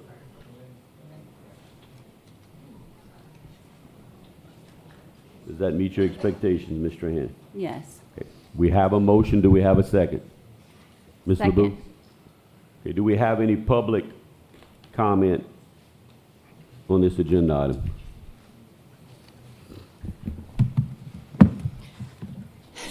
Hello. My name is Kate Hanks, and I have 3 children that will be affected by tonight's vote. Before making major changes that will completely disrupt and displace the students at our schools, tonight we ask that you hire and give time for the facilities planner to do their full and honest due diligence. I know that data points can be swayed, reports can be made to tell any story that you want to be told. The community fears that's what's happening with the data you are currently providing to us now. So we ask for you to wait for an outside and hopefully impartial party to give their proposals first. We ask for their transparency. We ask for your communication. We ask that you consider our families' wants and needs. We ask that you not make any rash decisions tonight based only on the numbers of reports that we fear cannot be trusted. As a mostly freshman board and a still new superintendent, voting on such enormous decisions tonight within your first 2 months of office feels like such a naive thing to do when there's clearly so much community outcry against these decisions. Remember, you were elected to serve us, the families with children who are actually in the public school system. Over 3,500 people opposed your seemingly rash decisions, according to our online petitions, and the overwhelming turnout at tonight's meetings. So please hire this facilities planner. Let them do what you are hiring them to do before you force us to relocate. I would also like to make a note to Ms. Mason that while it is impressive that Milton has started their dance team, and I applaud their amazing efforts, Paulboro does have a dance team. Thank you.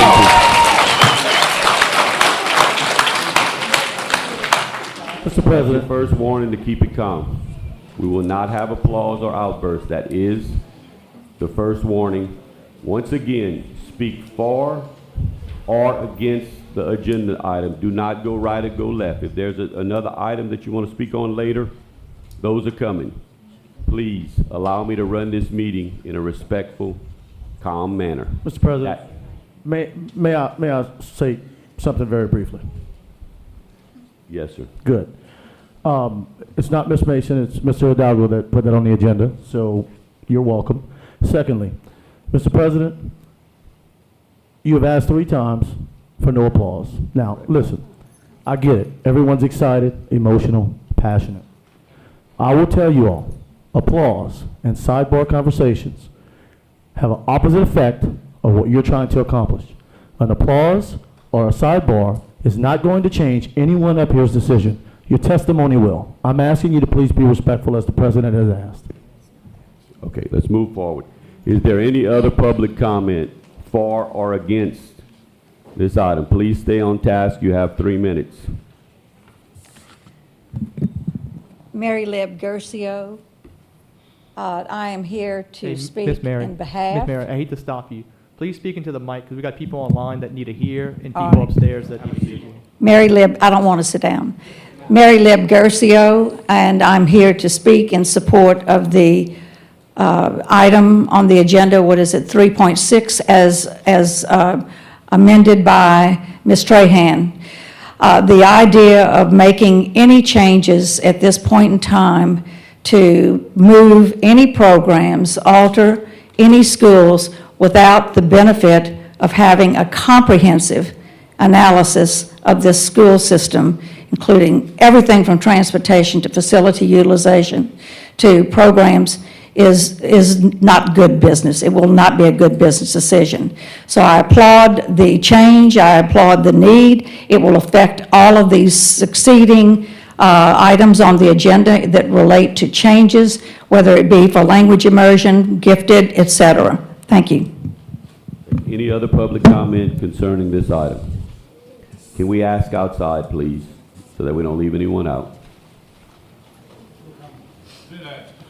We good? Any board member comment to the left? Ms. LeBeau. I just want to say, again, this is coming to fruition because of some of our philanthropic partners, 2 of whom are in this room and really were the motivators behind helping us do this.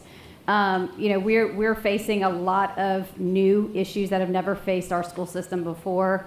I'm grateful that we have, again, community partners who are willing to step up and say, we acknowledge that we are not professionals in this space. The comprehensive part will be addressed. We've got to be comprehensive. We've got to be thorough. We can't be short-sighted. We've got to make sure that what we're doing is a long-term plan that will set Lafayette Parish up for success for 5, 10, 15 years down the road. And again, I just want to acknowledge that the gentleman in the room, this could not be accomplished without community partners and people in our community that care. And so the fact that y'all are here is amazing, and it shows you care. And we will get your input, and we will be working through this process, inviting you to come, whether it's through our superintendent advisory panels or whether it's through different discussions. But we will have a professional helping us to assess all of the information so that we make sure that when we move forward, we have all the information on the table. Thank you. Thank you, Ms. LeBeau. Any comments to the right? Mr. Bergeron. Look, I'm going to be pretty clear on this. We've seen the issue with the way that charter schools have impacted our budget. I don't think anybody out there can deny the loss of student population to charter schools is having an effect. We don't have a long-term plan, and we need one. But as I tell everyone else, whenever you have when you're trying to make a long-term healthcare plan, you don't stop triaging the patient either. And we have to make short-term and long-term decisions at the same time. And it's going to be difficult, as Ms. Kate said. It's not something easy. And while I have the floor, I want to also make a plug to something else that the Pew Family Foundation has helped support, and that's cafe programs in our schools. Ms. Vanessa knows we're in the Lafayette Middle Cafe once a month. We're serving lunch duty. I ask everybody in this room, reach out to your local schools, ask how you can get involved, because short term, we need y'all. We need every single person in this room short term to get involved, pick a cafe, and support your schools, help your teachers, help your educators, help your students. Thank y'all. Any other comments on the right side? Hearing none, Madam Secretary, I'll call for the vote.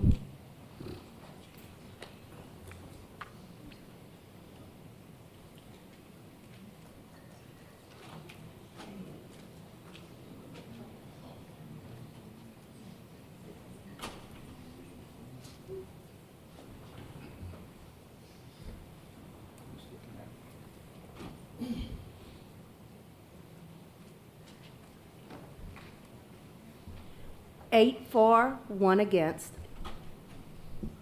Motion carries. The next item pulled was 3.7. Ms. Trahan.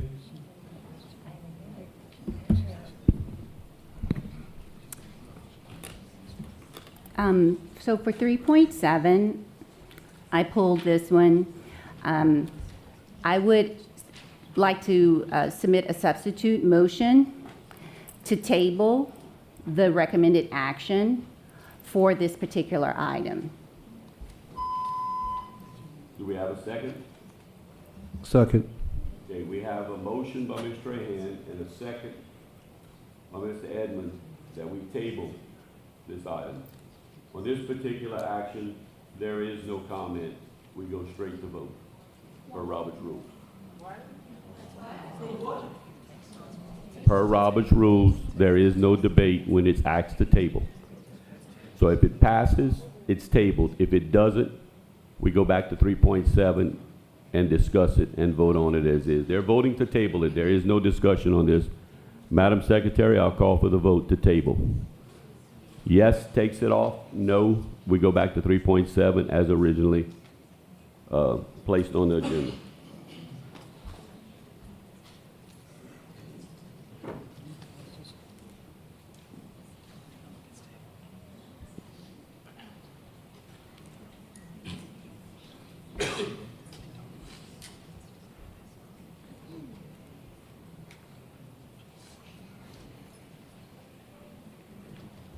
Three for, six against. The motion did not pass. We will now go to 3.7 as is. Ms. Trahan, you pulled it. You can make the action to approve or not approve off of the recommended action. I need a motion. I recommend that we do not approve 3.7. Do I have a second? You have a second. Okay. The motion is that the board not approve the relocation of the middle school full-time academic gifted program and the pull-out gifted enrichment program for Paulboro Middle to Edgar Martin Middle, beginning with the 2024-2025 school year. The motion is to not approve.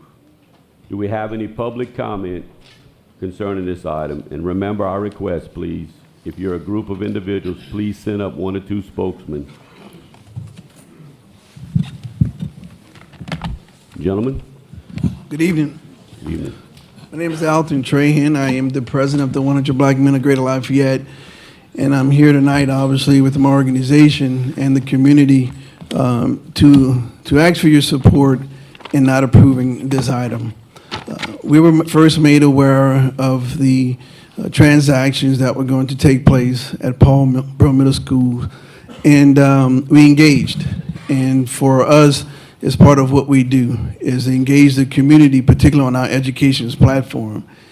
And from what we found, that there is no benefit or rational reason for us to act upon moving any programs from the Paulboro Middle School at this point in time. So in light of, me going on, because I have my education committee chair here to express some comments from behalf of the 100, I just wanted to come here as the president of the organization and give my appreciation to the community. Number one, it was about being transparent. It was about notifying the community of what was going on within our school system that we all represent. So I appreciate the fact that the community did come out last Thursday and are here tonight to express their opinions and concerns. In the hope that as we exit out of Black History Month in February and then we move into March, that the 9 board members consider what actions you guys are anticipating tonight, whatever that might be, and to what magnitude will that impact our community. That's it. Thank you. Please reset the timer for the next gentleman, please. Go ahead, sir. Yes, good evening, board members, superintendent, and members of the community. For the past 15 years, the 100 Black Men of Greater Lafayette has prided itself in the efforts to be transformative within the lives of youth through the vehicles of mentoring, economic empowerment, health and wellness, and education. In February, we were made aware that another school located on the north side, Paulboro Middle School, with the gifted and immersion programs was being considered for closure. It was rumored that the campus would be converted to a warehouse complex for the district. Alarmed as one might expect, a meeting with the superintendent was requested.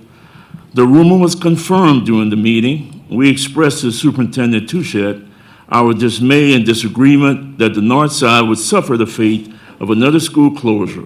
It was amplified due to the disregard of what Mr. Paulboro represents to African Americans and education to all. In addition, it would cause a disruption of Lafayette Parish school system, most enriched and diverse campus, potentially crippling the immersion programs. We were informed that it was about middle school enrollment, school capacity, and financial concerns. It was also understood that the community would not be informed of such a major disruption in the education of 585 students, their families, and the community at large. We truly believe in transparency. Therefore, a community meeting was held last Thursday to inform the public.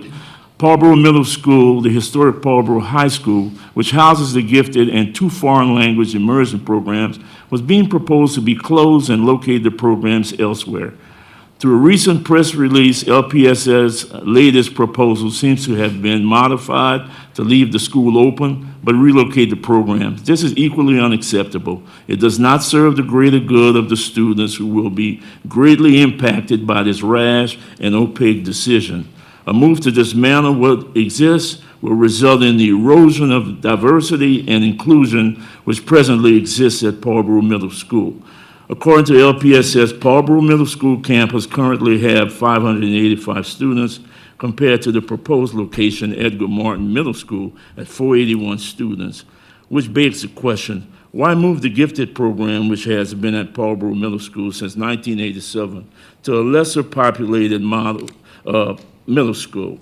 In addition, the proposal to route the immersion program outside of Lafayette's urban core to a suburban area that provides minimal immersion students doesn't appear rational nor reasonable. In particular, you have decided to contract a facility planning firm in light of the ramifications that the proposal may cause, the 100 Black Men of Greater Lafayette feels that the recommendation by LPSS to shut up Paulboro Middle School and its programs, or any school for that matter, should be deferred pending the outcome of a comprehensive strategic plan in public meetings.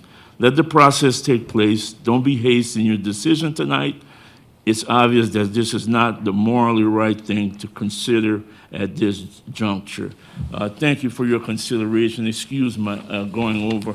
I practiced trying to speed read today, but it didn't work. Well, you know what I did? But, I give you Mr. Trahan's minute and 15 seconds he didn't use. Oh, there you It's go. what you call that rollover minutes. Well, thank you so much. That was great. Appreciate it. Thanks. Thank y'all, gentlemen. All right. Any other comments? If we can see 2 people at a time. Go ahead, young man. Take your time. You okay? My name is Myra Zawacki. I am in 6th grade at Paulboro Middle School in French Immersion and Gifted.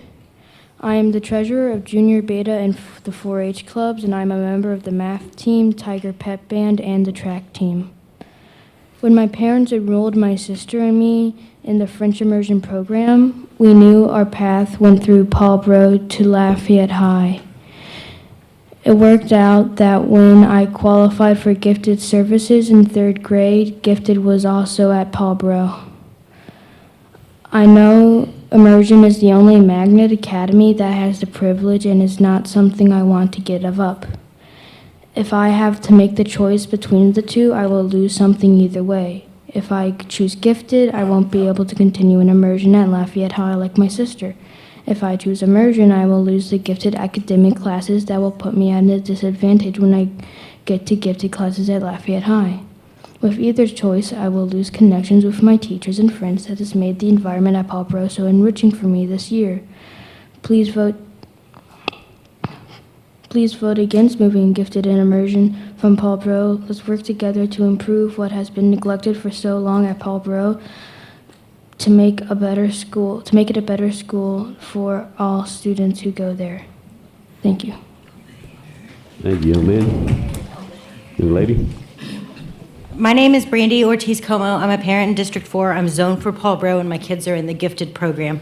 I think it's apparent that you've touched on a nerve with the community and with parents. We all want families to stay at LPS and not leave to charter schools, but you have to build trust. Being anything less than completely transparent will only encourage further abandonment of our local public school system. We voted for you to make decisions for our children, and I hope the newly elected officials push for better than recent communication methods that have only created divisiveness. We have a duty to invest and protect those in our community who are most disadvantaged, and continuing to disrupt our schools suggests to our communities that you do not care about us. Children may be resilient, but they should not need to be. I understand triage, but choosing to euthanize this to hurry up and move along to the next patient is lazy triage. Please wait for the consultant to offer their expertise.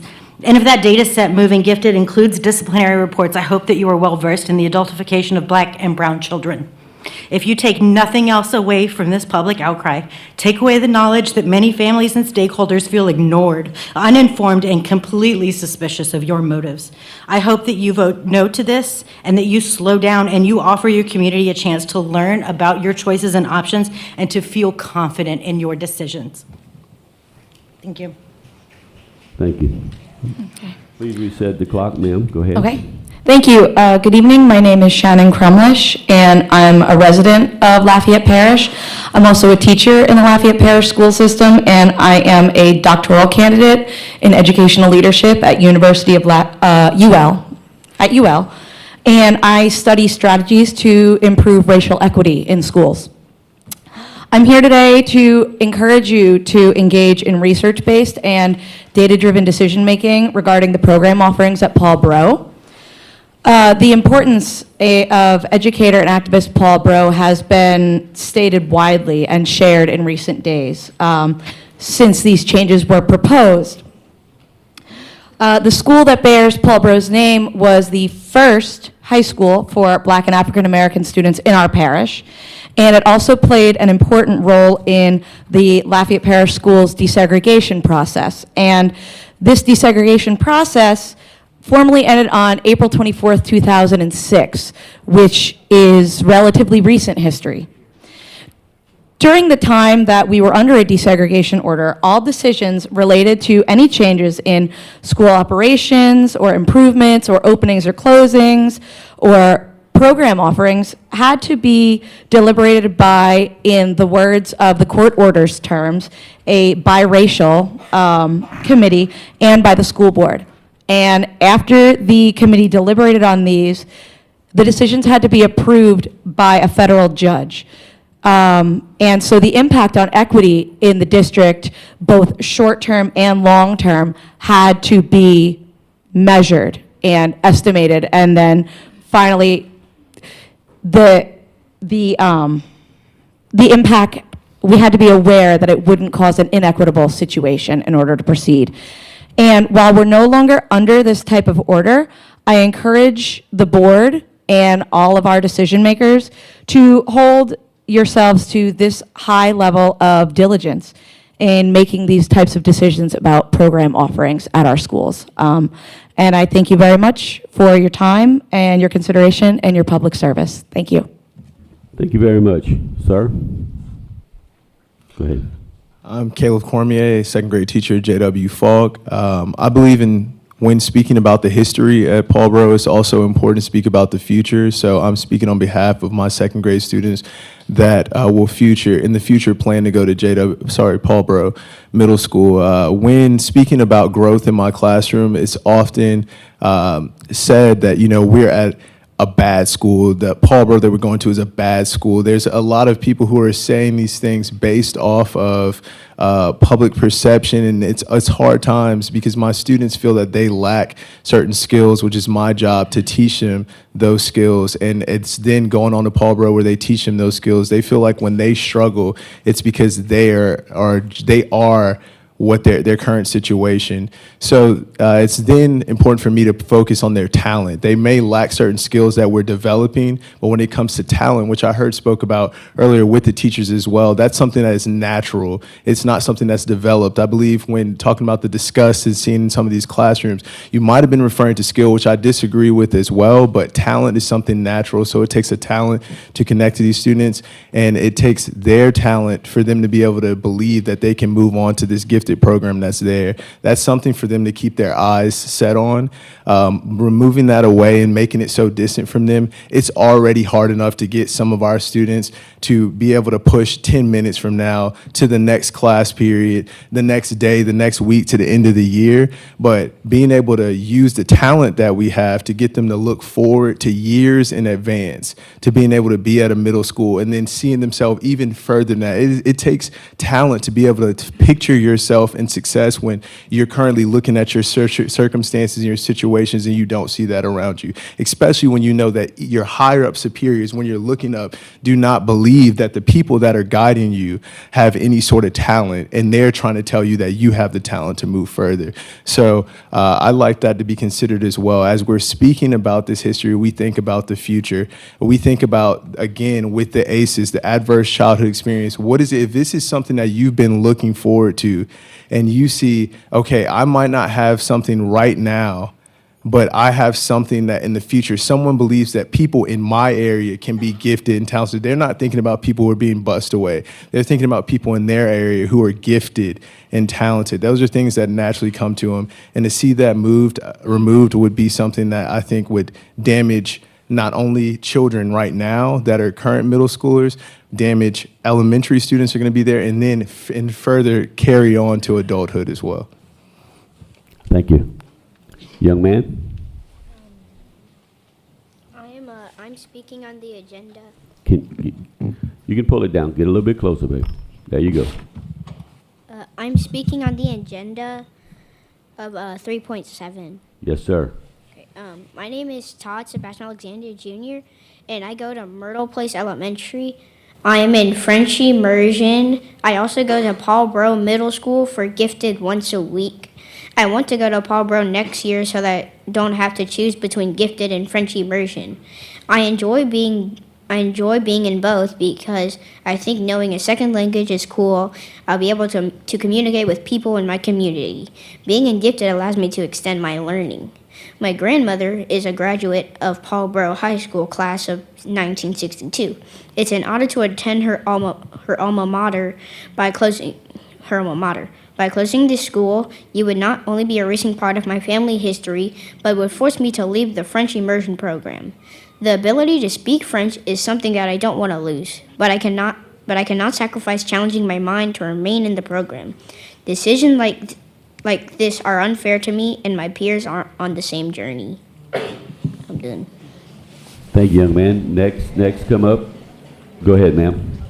My name is Marcelina Senegal. I graduated Paul Brough High, 1969. They closed Paul Brough High, 1970. The reason why I looked it up, it was none, N-A. Now, all I could ask you all is to leave us with all we got, our legacy, our high school, us. We deserve that school. And our youth, our children, their trade, whatever else they need. Because when they closed Paul Brough in 70, it's because they didn't want to segregate, integrate, whatever y'all want to use. So as a result of that, we lost our school. I remember asking the question why. It was never answered. And those that could have helped us didn't help us. So with that said, please leave us with our school. Thank you, ma'am. And let us remind you, we're not closing Paul Brough High School. Okay. This is not on the agenda tonight to close Paul Brough High School. It's going to be a warehouse. Huh? Middle school. See, Paul everybody Brough said high school. High It's is not. middle. Yes, ma'am. It's We're middle. not, it's not on the agenda to close it. They changed it. Just want, no, thank you for your comment. I just want to let you know the agenda item is not to close the school. If they closed the middle, it would be a No, ma'am. warehouse. Not to close it. Just to move programs. Yes, ma'am, if somebody else wants to come sit. Hi, my name is Angelica Cortez. I am a parent in District 4. I have children in gifted and in French immersion, and I'm also a teacher at LPSB-Regular. It is very hard to separate all the issues that you're bringing forth. The money coming into the different schools and then taking away programs. You have our futures in your hands. You are able to make decisions about schools, about placements, about teachers, about principals without money.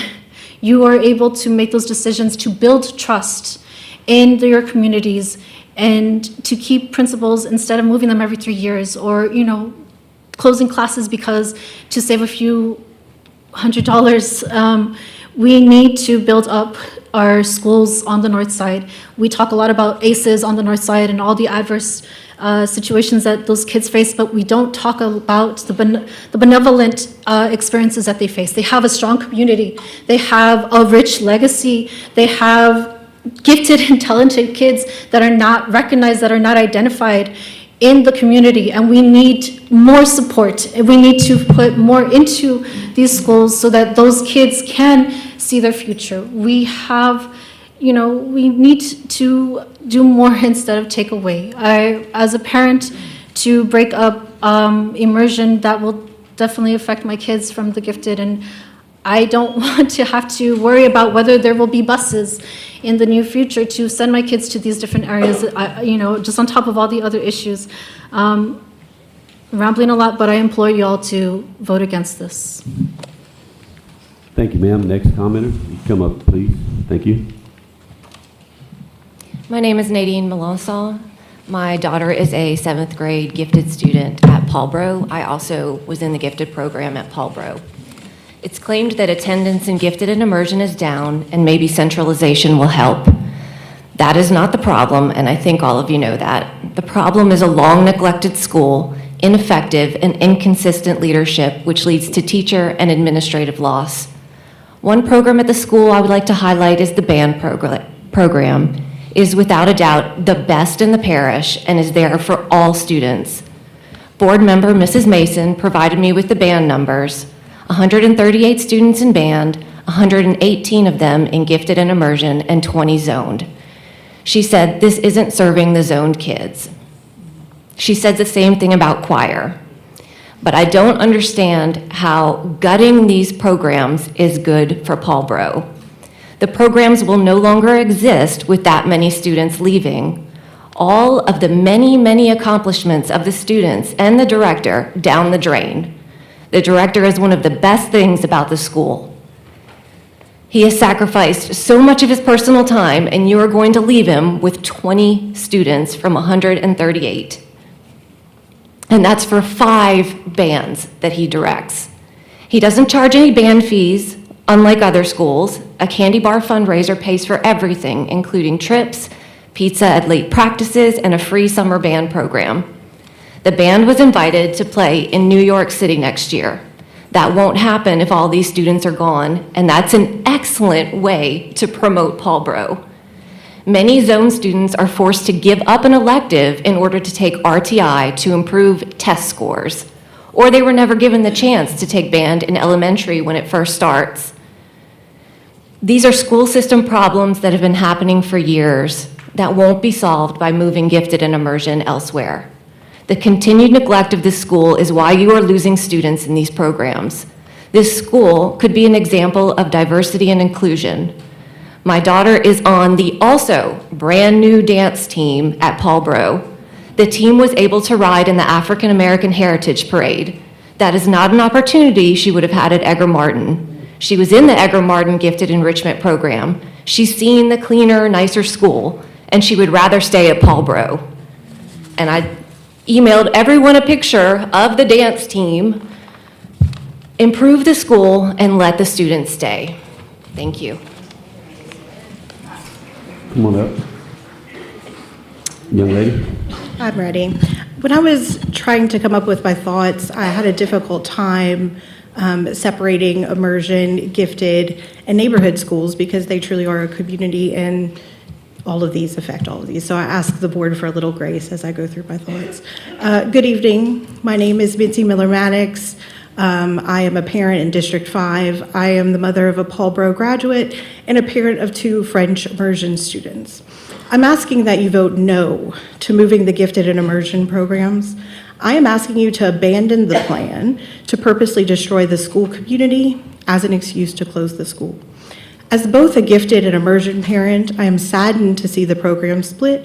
My children's school, Myrtle Place Elementary, is home to the most gifted enrichment students in the parish. Splitting the programs and moving French to a far end of the parish without providing adequate transportation makes it clear that this board has no qualms about destroying that program as well. Ms. Smith-Mason let a parent know via email that she didn't attend immersion but completed a French degree program, as if to let this parent know that immersion is not necessary. While immersion may not be necessary to learn a second language, its benefits are far greater than simply bilingualism. Students in language immersion programs exhibit increased auditory, selective attention, divided attention, and mental flexibility. After only 3 years, a second language immersion school experience produces the cognitive benefits of early bilingualism. I hear this board stressing the loss of funds to charters rather than destroying programs and schools that keep students at LPSS. I would like to encourage you to retain current students. I'd like to also encourage you to potentially look at the places you found the funds for Southside Stadium. Perhaps funds may be available in those places for a Paulboro rebuild. Certain members of this board claim to be looking out for zone students at the school. However, when the community met to discuss this plan, only Mr. Edmonds and Ms. Trahan were in attendance. If this board is concerned about the well-being of zone students, I would encourage you to actually speak with community members and stakeholders. If you care about zone students, put forth the resources required to make Paulboro the historically significant school it should be. Ultimately, trying to quickly and sneakily destroy a school started to serve the needs of Black students during segregation makes certain board members appear to either be ignorant or indifferent to both the history and current needs of the Paulboro community.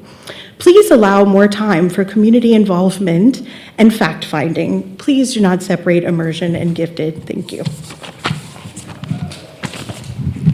Come Once again, ladies and gentlemen, we'll ask, there are a lot of people here. If you can condense your comments and pick a spokesman, we're going to have to cut off comments sooner or later because we have a lot of agenda to go tonight. We'd like everyone to get their ideas across. If you're a group of people or a group of students, please send a spokesman up to get your views across. Go ahead. One of you young ladies, either one. My name is Ashita Kasandula and I go to Paul Bro Middle School. It's a very diverse school and it means a lot to like me and my peers too. And I think education is not just like math and reading and things like that. It's also about who you're surrounded by and the diverse Paul Bro is super diverse and it like surrounds me with like people that are different than me and I can learn from that to be because if you're surrounded by people who are just like you won't get anywhere. So I really want you to vote against this because you can't just be logical about it. You also have to think about what moving programs would do to like other people too. Thank you. Thank you very much. Young lady, your turn. Sir, you can come up and sit. My name is Mona Suniarapu, and I'm in the 6th grade at Paul Bro Middle. So like Ishita said, it's not only about like how you improve academically, but also about how you improve like socially. So the people who you surround yourself by cannot impact yourself as like a person, but you're impacting other people as well. So instead of just thinking about this academically, you could also think about it like more in depth about how you are improving as a person just by like who you're surrounded by. And Paul Bro is a very diverse school, so there's many like different types of people you could surround yourself by. Also, going back to the band program, it's truly wonderful. I myself as a band student would like to say I have a very incredible band director who I'd like to thank a lot. And just discontinuing the gifted program from Paul Bro would not only mean I'm losing social connections that I made over just the past 1 year. I'd like to say I made many social connections, which I'd like to continue. And I would just hope you reconsider your decision and think about keeping gifted in the Paul Bro program. Thank you. Thank you, young lady. Go ahead, sir. My name is Barry Onsley. I've been involved in the effort to preserve and regenerate French in Louisiana for over half a century. By the way, one of the reasons why most people who have come up to the microphone tonight and speaking on both issues at once is because they're inextricably linked. If you move either one or both, you damage both of them and the school. 4 of our 5 children were in gifted and French immersion at Paul Bro, and 2 of our grandchildren are now there. One just graduated, went to Lafayette High, and another one's coming up. 2 of our Paul Bro alums are doctors, medical doctors now. Another has a graduate degree in environmental science. The 4th has a graduate degree in teaching French. I don't mean to be bragging on my children. I mean to brag on the quality of education they received in our public schools, including Paul Bro. Many of their classmates have also gone on to become successful young professionals, artists, musicians, and businessmen and businesswomen. The quality education they received there also was in a context that looks like the real world and their own community because of the school's diversity. And it sounds like the wider world because of immersion. Lafayette Parish has been a leader in immersion and gifted education for the last several decades. Moving the gifted and immersion programs to different schools would diminish the strength of both the gifted and immersion programs and almost certainly threaten the existence of immersion, since parents of a large number of students who are in both programs would be forced to choose between them. There's also the issue of the historical, social, and cultural importance of Paul Bro, which would be necessarily reduced to an unviable state very quickly if those 2 programs move. Instead of relocating students, the school board should perhaps consider relocating funding and resources so that this important and demonstrably effective school receives the support it needs and deserves. Making this kind of decision without input from the community that would be directly affected seems at the very least hasty and not fully considered. I strongly urge the members of the school board to reconsider these proposed moves, to listen with care and respect to the voices of our community, to consider the importance of our shared social, cultural, and historical heritage, and to seek solutions to the school district's challenges with openness and transparency. Thank you. Sir, ma'am. Young lady, you can come up. Hi, my name is Mary Pritchard. I am the chairwoman of the Lafayette Parish Democratic Executive Committee. The Lafayette Democratic Parish Executive Committee is opposed to the movement of the gifted program and the language immersion programs from Paulboro Middle School as a prelude to reducing the number of students so as to close the school. These programs were created as part of the 1999 federal lawsuit when the school board created 5 new schools in predominantly white districts without prior approval by the United States Department of Justice and its prior 1965 desegregation order. The proposed movement of the gifted program to the majority white Edgar Martin Middle School and the French and Spanish immersion programs to the majority white Scott Middle School will reduce the school's racial, cultural, and linguistic diversity. The Lafayette Parish School Board's implementation of plans, as stated in press releases and to individual parents and students, reduces the population of Paulboro Middle School by approximately 25%. The remaining majority of African American students will not have a sufficient population to justify remaining open as an educational institution. The intention is to create a book warehouse at Paulboro Middle School when another warehouse exists. The former Paulboro Middle School students, in all probability, will be assigned to majority African American schools. The Executive Committee believes the proposed actions violate the 1965 and 1999 United States Department of Justice desegregation orders.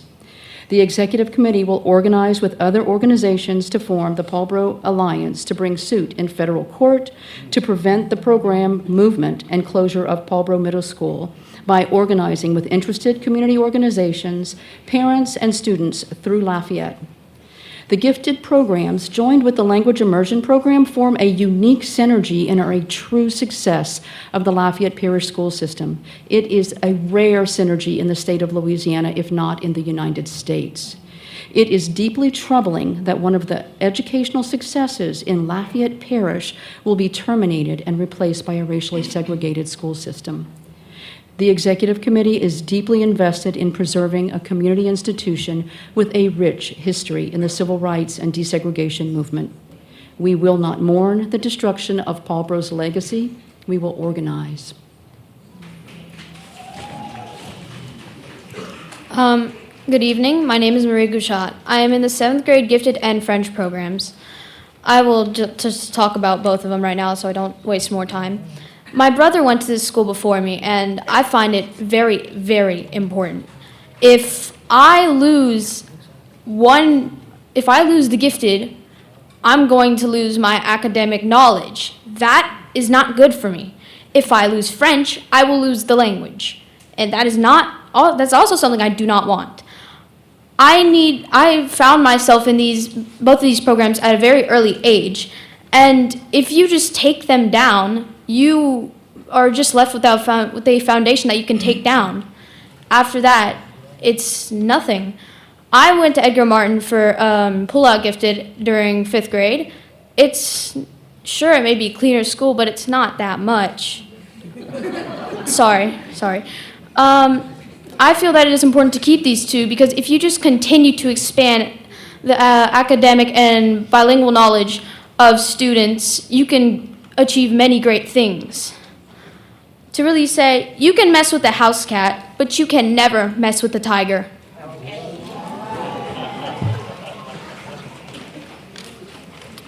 Bonjour tout le monde, je m'appelle Zephyr Acom et je suis dans le programme Immersion à Myrtle Place et je suis en 5e année. Hello everyone, my name is Zephyr Acom. I am in the French immersion program at Myrtle Place and I am in 5th grade. I am also in gifted. I don't think the gifted and immersion program should be split up into 2 different schools.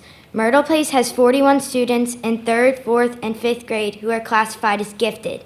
This number will continue to increase as more 3rd and 4th graders test in the gifted. The immersion program will not survive if these students have to choose between full-time gifted and French. Regardless of what I choose to do, some people will choose gifted over French. This will be a huge loss of our French program. If we want to keep our French program, students shouldn't have to choose between French and gifted. Almost half of my grade is gifted. With this being said, if all immersion students in the parish choose French, we will outgrow the capacity of Scott Middle in 3 years. Myrtle Place is the highest achieving elementary school in the parish. This year we got to have Zephyr Acom being our Student of the Year and winning for district. Parents and students have committed to the immersion program and deserve to be supported throughout middle school. This support could be shown through a full immersion pre-K through 8 or 6 through 8 school. Thank you. Next two, please.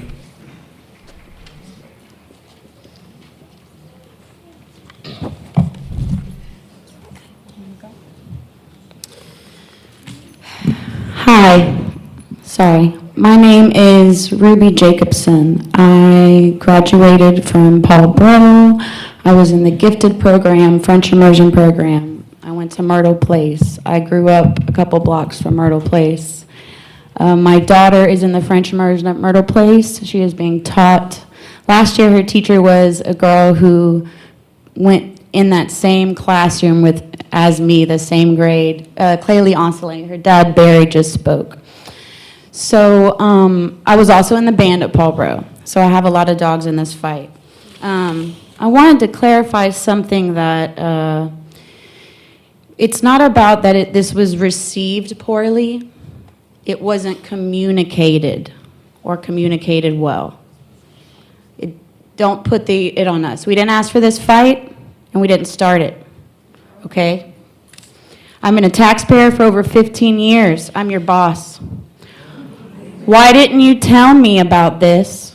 Why did you only give me a weekend when you were literally going to blow up my whole business, my whole livelihood, everything in my life that I feel like my heart has been ripped out. This has actually even been prepositioned, and I'm exhausted. I'm so exhausted just over the past 2 weeks. But then I think about how exhausted I would be if I'd had to fight this fight for generations, hundreds of years. It's despicable. The fact that you care so little about the north side of town is obvious. Hannah Smith Mason, I would like to ask you to resign.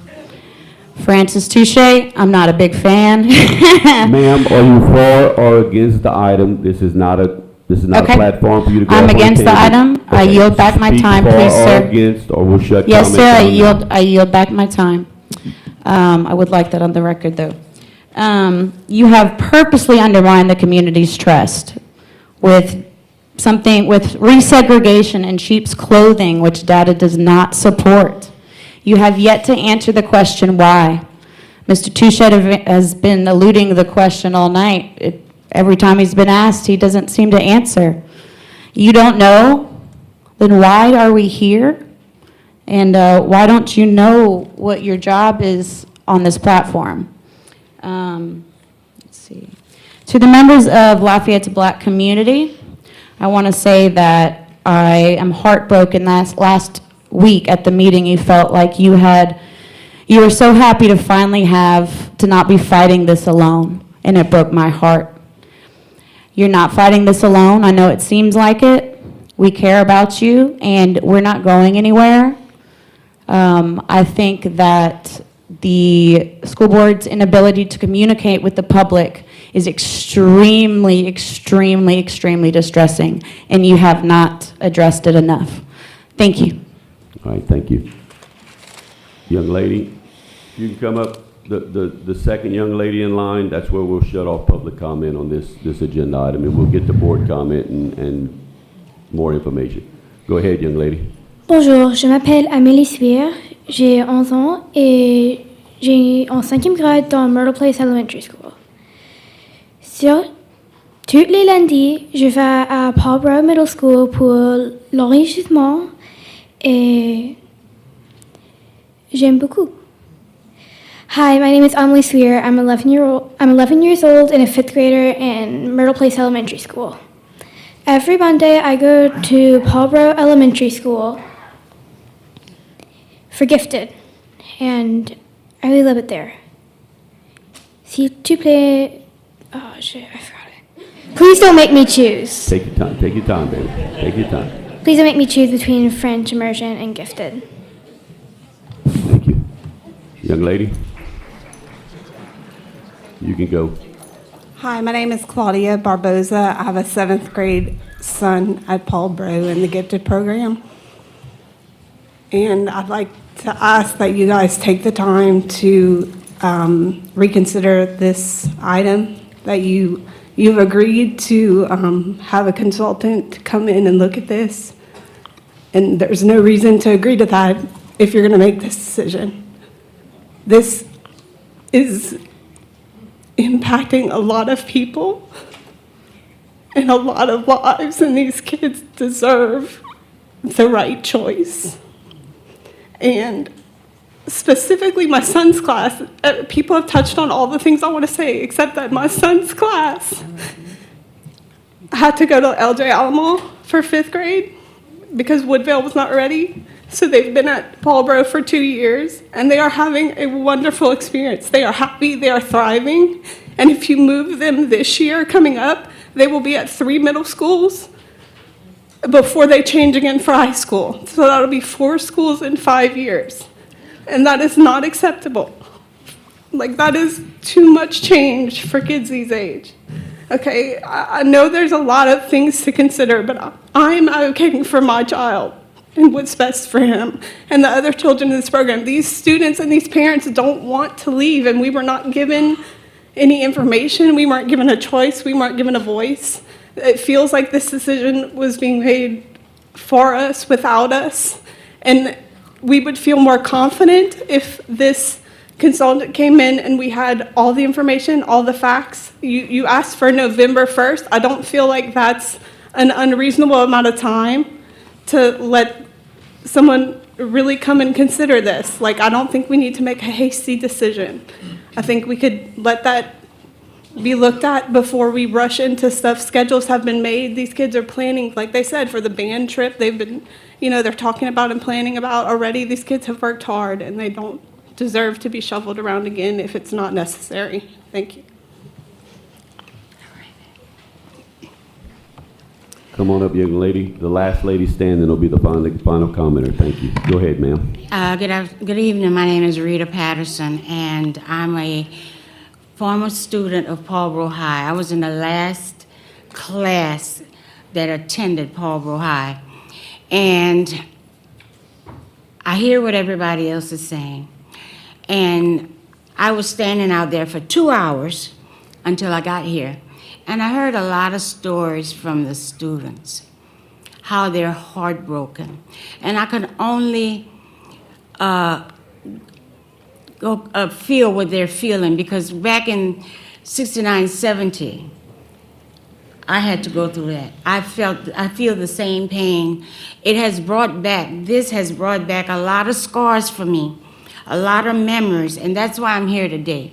Because I want to speak about the children, what they're going to lose. They'll lose friends, they'll lose teachers, they'll lose everything that's good to them. And I want to say that I know y'all tabled it, but I wish that when you bring it back to the table, that you will reconsider the separation of the children from something that they love. They love Paulboro. We all love Paulboro. And back then, I'm so happy to say today, back then in 1969, when the choice was made for me, my goal was to become a graduate of Paulboro High School. Well, my dream was taken, balled up, thrown in the trash. It didn't matter. I didn't have a voice then. I'm so happy children nowadays have a voice. And I wish that you would listen to the children. What about the parents? Did you take them into consideration? Because some parents will have to travel for miles just to bring their kids if they still want to be in the program. So I'm asking you to reconsider your plan of removing the immersion program from Paulboro. Reconsider moving anything else. Take it off the table, because it has, every time that there is a question that needs to be answered or something needs to be moved, Paulboro is always the one on the table. And it's time that that stops. There are all other schools. All of these schools were built in the same year. Can we get some renovation money instead of putting it all in the three warehouses that you're proposing?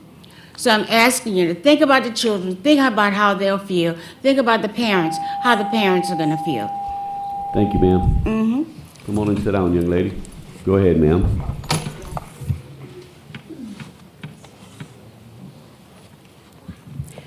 Good evening. My name is Michelle Living. I am here on behalf of the French Immersion and Gifted Program. I'll touch on the Gifted Program more so than anything else. But I want to share something really special and cute. The young lady that spoke in French, I felt I was in my living room. Because when my oldest comes to visit, when she comes from California and sits on the couch with her younger sister, they're speaking in French. And all I say is, you think they're talking about me? Again, good evening. I have spoken to former and retired teachers, principals, etc., concerning the relocation of the gifted and French immersion programs, as well as other issues we are facing. Ultimately, we all want the best for our children. There's no question about that. However, first, I would be interested in knowing the percentage of African American children enrolled in full-time gifted at Paulboro and across the district. I have also been told that many African American children are eligible to qualify for the gifted program, but teachers do not recognize nor take the time to begin steps for evaluation for these children.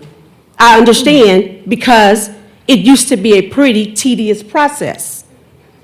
Whereas at Southside schools, they're recommending students for evaluation. More should be done to provide teachers with resources they need to recommend students in all schools. My other question is, are Paulboro gifted students' state test scores factored in with Paulboro scores, even if they are zoned for another school, but they're for gifted education? If so, what do you think Paulboro school scores will look like once those gifted students leave? I'm asking you, bring in the experts. I'm not an expert. Bring in the counselors. Bring in the experts to listen to what the issues are before you make a decision, because we are about to impact a lot of people. Y'all thought COVID was something. Thank you, ma'am. Go ahead, young lady. I love that young lady. Thank you. I am Phyllis Coleman Mouton, and I have the pleasure to be president and founder of Women of Wisdom of Acadiana. I am also a proud graduate of Paulboro High, the first of many who graduated in the gifted program. I would not be who I am without that beautiful historical school. Women of Wisdom is about diversity, equity, and inclusion. That's why it was formed. We say we want to build a vibrant and equitable community. It takes all of us doing that. What does that mean? Are you clear? What's happening? You took off the table the closure of Paulboro, but you kept critical programs with substantial attendances. So what will that do? It doesn't take a rocket scientist to figure low attendance causes you to look conservatively at what needs to happen to that school. I was so disappointed at my Lafayette Parish School Board when you sent the message out, and if you didn't, I don't know who started the message that we were going to use that school as a storage facility. I offer you the assistance of women of wisdom to give you the historical perspective, the community's needs and wants. Let's look at building the whole Lafayette community. The North Side needs your support. And what are we doing? We're pouring salt into a wound. I beg you to reconsider. I understand those other schools would love to have, but we need to keep those programs at Paulboro Middle. I hope you join me in making Lafayette vibrant. Thank you, ma'am. That'll end public comment for this evening. Do we have any board member comment to the left? Any board comment to the right? Oh, we have. There's none to this. Huh? No. I got something. Ms. Dedman, yes, sir. All right, I want to first tell everybody that came up and spoke, thank you so much, and I commend everything y'all doing, y'all respected areas in the community. I've been a board member now going on 90 days, and for the last 90 days I've been on defense. Every time I turn around, grocery stores, church, inboxes, both phone numbers, everybody asks me what's going on the north side. In history, if you look back on the culture of the north side, it looks like every time something needs to be taken away, it starts on the north side. And taking away these programs from Paulboro is only making more blight and more adjudication on an area that's got strong culture and morale and rapport with the people. What we've seen earlier today, we've seen a diverse group of kids, adults, parents, community activists, and supporters come up and speak. This right here should be a testament that this school is doing what they're supposed to be doing for this community, and it's still to be a no vote for me, but I'm just encouraging my fellow board members to join me with their vote. Thank you, Mr. Edmond. Any other comment? I'll let you want to go first? Ms. Strahan, go ahead. Last. Mr. Hidalgo. Well, I suggested I go next.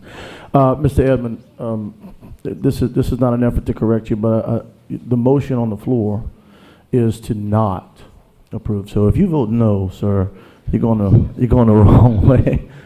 I don't know if I'm opening a can of worms, but I do want the superintendent to address this topic. I think it's important. I know that there are challenges in this school system that the superintendent is trying to overcome and trying to fix. And I also know that regardless of what recommendation he makes, it's going to have to affect someone. And so certainly would never want to diminish the fact that folks are going to be impacted on any change we make. Some changes we make, we're all excited about it, we perceive as positive, but in many cases it's a negative to someone, even though it is positive for the majority. I'd like to take this time to say two things. Number one, I'm going to stand tonight with my fellow board members, Mrs. Trahan and Mr. Edmond, on this item. But it's not because I believe that we don't have a major issue in this parish. And regardless of the outcome of this vote and subsequent votes, there's going to be a lot more conversations that are going to be just as important as this one moving forward. And we can continue to say that this was a surprise attack. I was on the board before, years ago, so I've been called a freshman, but I don't consider myself to be a freshman. And these types of conversations were being had. That's a fact. And in fact, I've got documentation of where those conversations are being had. With that said, I'm going to support my fellow board members tonight in this initiative. But I do want to say to the public that it doesn't help at all to come up to the podium and talk about and diminish the good things that are happening in other districts to support your particular initiative. It doesn't help. And please, I'm not trying to preach to anyone. I'm simply trying to identify that we don't want to diminish a higher education at any portion of the parish. Anybody believes that is dead wrong. Anybody believes that is dead wrong. So if you suggest that this vote, that board members up here, any board member does not care about Paul Breaux or any other school in this parish, I challenge that comment. We're trying to do good things for every school in this parish. And there are challenging issues, different challenging issues in different areas of the parish. Whether it's capacity issues, whether it's staffing issues, and all of it boils down, unfortunately, to the financial impact because we cannot educate kids without money. So to suggest that we're not going to support an initiative on this side of the parish, you know, in lieu of, because of this issue, you know, I hate to say it's small-minded. I'm not saying that for this topic. I'm going to support my fellow board members. I'm saying this for future topics. Let's not challenge and attack other good things that are going on across the parish, but let's focus on the real issues that we have at hand. And the issues we have at hand are on this agenda tonight, and there's many more to come. And I'm going to ask for the superintendent to comment on this at an appropriate time. If you choose not to, I respect it, but I'm going to ask that you do comment on this and talk to the heart of this issue and simplify it, because those kids, listen, I appreciate the parents, certainly appreciate the parents being here, but there's nothing like hearing the stories from those kids, and I have to respect their perspective. I do respect their perspective. Ms. Trahan? Thank you, Mr. President.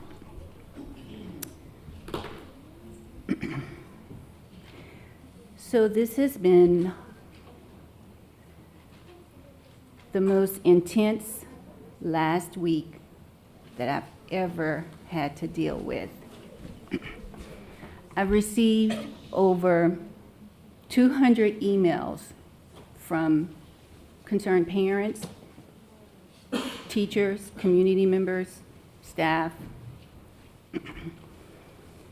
and I feel like this could have all been at least, maybe not completely avoided, but lessened had we been upfront and delivered the message on the front end to the school communities and the community at large, rather than the back end.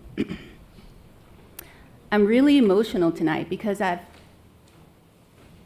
been speaking with parents, hearing them cry on the phone till after midnight at night, sometimes 1 o'clock in the morning, only to wake up at 5-something in the morning to hear the same thing from parents.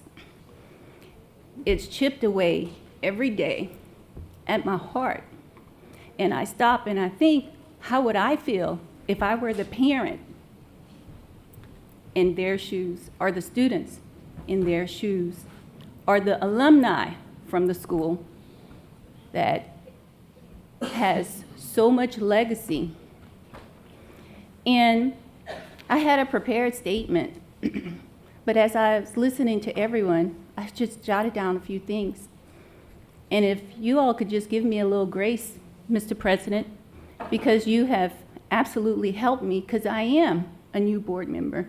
And like Josh said, we've just been in this, game for about 90 days now, right? And so this shouldn't be dropped in our laps, because we are new school board members, and we should be looking at how we're planning together for the future. But it's been dropped in our laps. So I'm going to speak on just a few bullet points.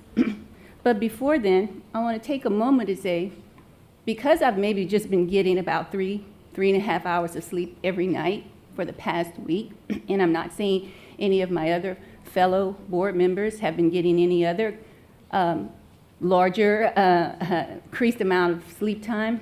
What I'm saying is this school, Paul Breaux, is in my elected district. Not only Paul Breaux issues on this agenda, but Falk and Barenco is also on this agenda. So it has compounded this a lot for me. So with that said, my own motion for the strategic planner, I voted against, because I'm looking at text messages from parents, emails from parents. So I want to make it public. That was just my error, because I wouldn't vote against my motion, because I wanted to make it clear that it needed to be a comprehensive strategic planner, not just a facilities planner. So please make that so known on the record. But I chalk that up to brain fog, okay? But the question is, why this school? Because we know the enrollment numbers and the projections, so why this school?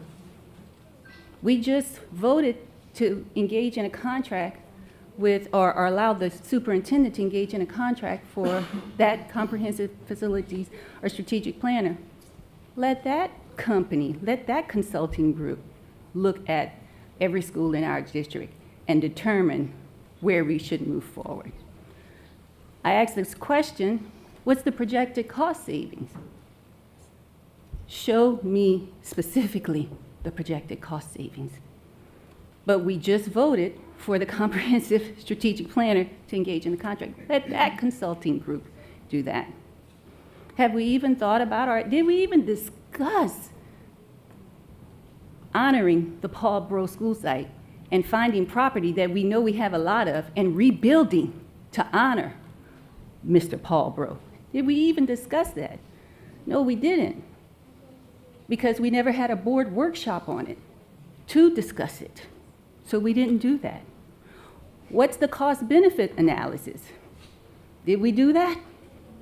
Maybe the comprehensive strategic consultant could provide that information for us too, because that's part of what a comprehensive plan is all about, okay? Transportation analysis. Did we do that? Did we share the information? But if we did, let the comprehensive strategic consultant address it and see if it's the right way to go about it. Did we even think about the teachers that are on employment visas, and how that would impact them? Would they have to return back to their country? Have we thought about that? Okay? There are so many things we haven't discussed. Okay? Did we even discuss a phase out? If indeed the percentages is low at Paul Breaux, then instead of abruptly impacting for the next school year, did we discuss phasing these students out so they're not so significantly impacted? Did we do that? Did we have a discussion for that? A phase out? Phase out the cohorts, okay? We didn't do that. And I know this topic is gifted, but I don't think any more or less of gifted students than I do of immersion students. They are all students.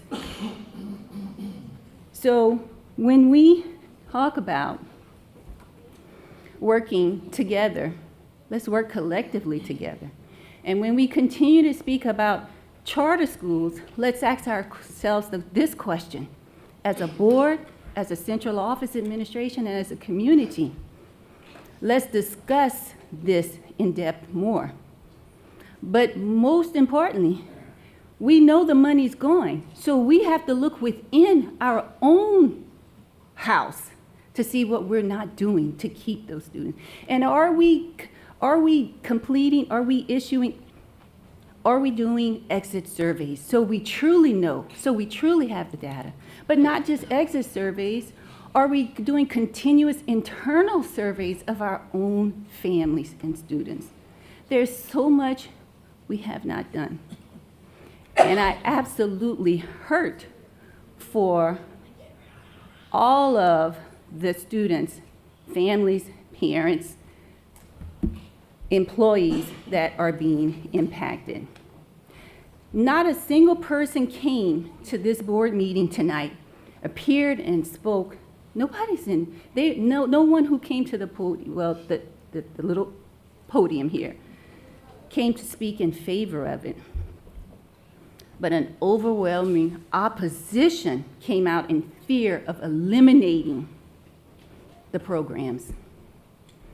What are we here for as school board members? We're here to represent and to hear the voices of the people, of our constituents in our communities. Because those 200 emails that I received and the phone calls I received was from all of our districts, not just District 4. So we have to really do better than this. Because as a new school board member, I don't want to attend meetings like this continuous and I'm just starting off. It's not right, okay? And I pulled up one of my most favorite quotes, and I'm going to close with this, and I want to thank you again, Mr. President, for giving me this grace and this time. And it's from Maya Angelou. Well, I'm going to start with the one from Nelson Mandela, okay? And that quote is regarding education, okay? Well, I'm just going to use one because I want this to be most impactful. At the end of the day, people won't remember what you said or did. They will remember how you made them feel. In this instance, people will remember what you said, what you didn't say, and absolutely how you made us all feel. That's all I have to say. Thank you, ma'am. Mr. Superintendent, do you have anything to add? Yeah, board members, I was asked to, provide some insights. What I can tell you is that we have looked at numbers and we've looked at capacity, and I've met with several of the different community members in the Paulboro community, and there's no doubt there is a middle school issue, and that students, regardless if it's Paulboro or across this district, we're losing students. And after 5th grade, parents are deciding for some reason or another to take kids out of the system. But by all means, the numbers in high school are right back where they need to be. So when we start looking at, this board action and providing the board with the information, all I can do is provide you with the facts of what has happened over the last 3 years and let the board make its decisions based upon these facts. In 21-22, 42% of the gifted kids did not enter Paulboro. In 22-23, 43% did not enter. 23-24, 46% did not enter the gifted program. Where did they go? Some may have went to the magnet schools in here. Some of them may have gone to different schools or whatever. So I say that to you is because, yes, it's about enrollment. It's about charter schools. But what every single person in here needs to kind of understand is that what is happening in Baton Rouge is fixing to hit us where we really don't want to be hit. And that is, not only are we going to be worrying about charter schools, but when they open up that Constitution and they start messing with the Constitution is stating as far as the MFP is concerned, and if they say that the monies of our private school students have to follow? Because that's what the proposal is. And let's just put it in this perspective.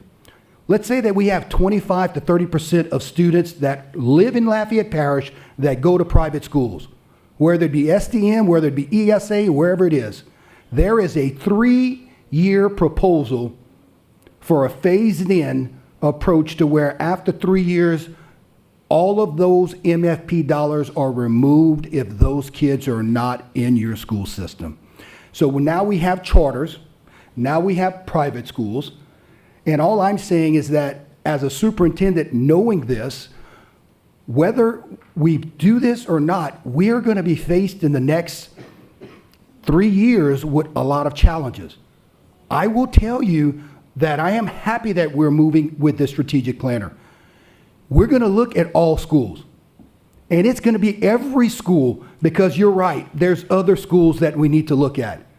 But Lafayette Parish is not going to be able to survive with these initiatives that are happening. Charter schools are here, the private schools are coming next.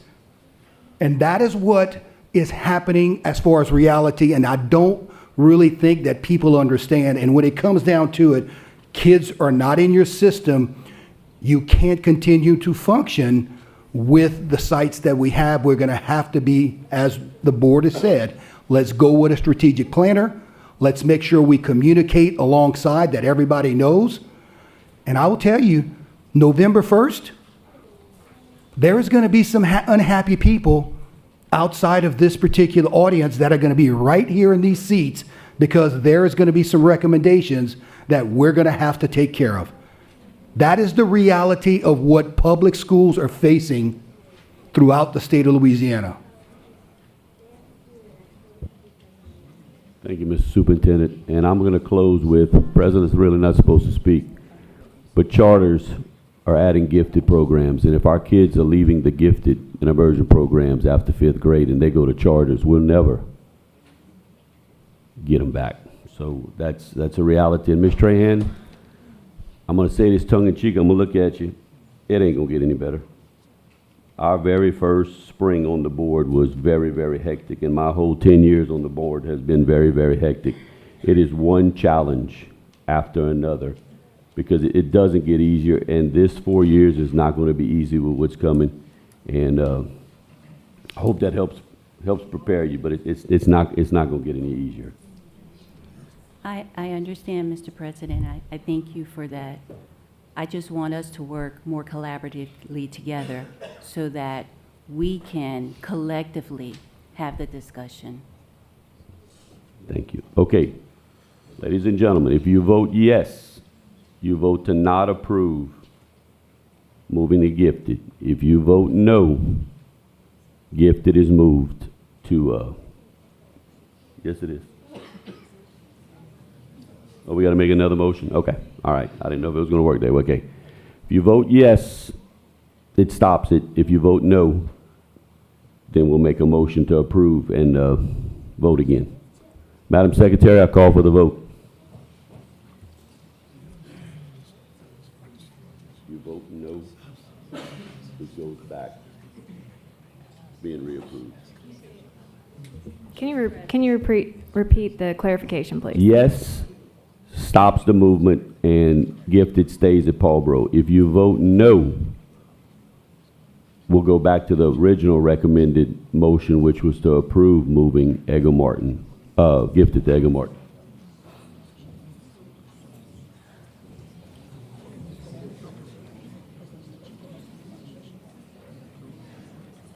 But she made the motion to not approve. Not approved, yeah, so it's not approved.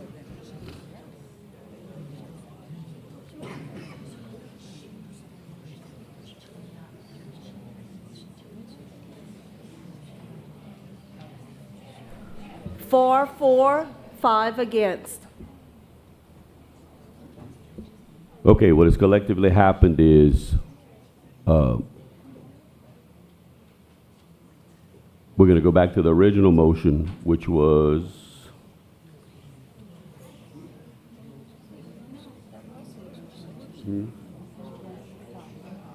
correct. So now,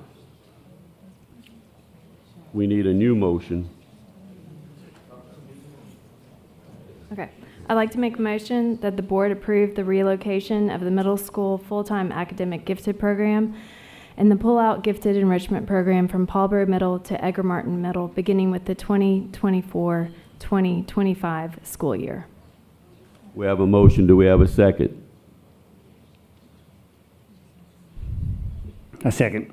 Okay, we have a motion by Ms. Mason and a second by Mr. Lejeune that the board approve the relocation of the middle school full-time academic gifted program and pull-out gifted enrichment program for Paulboro to Edgar Martin, beginning with the 2024-2025 school year. Is there any public comment?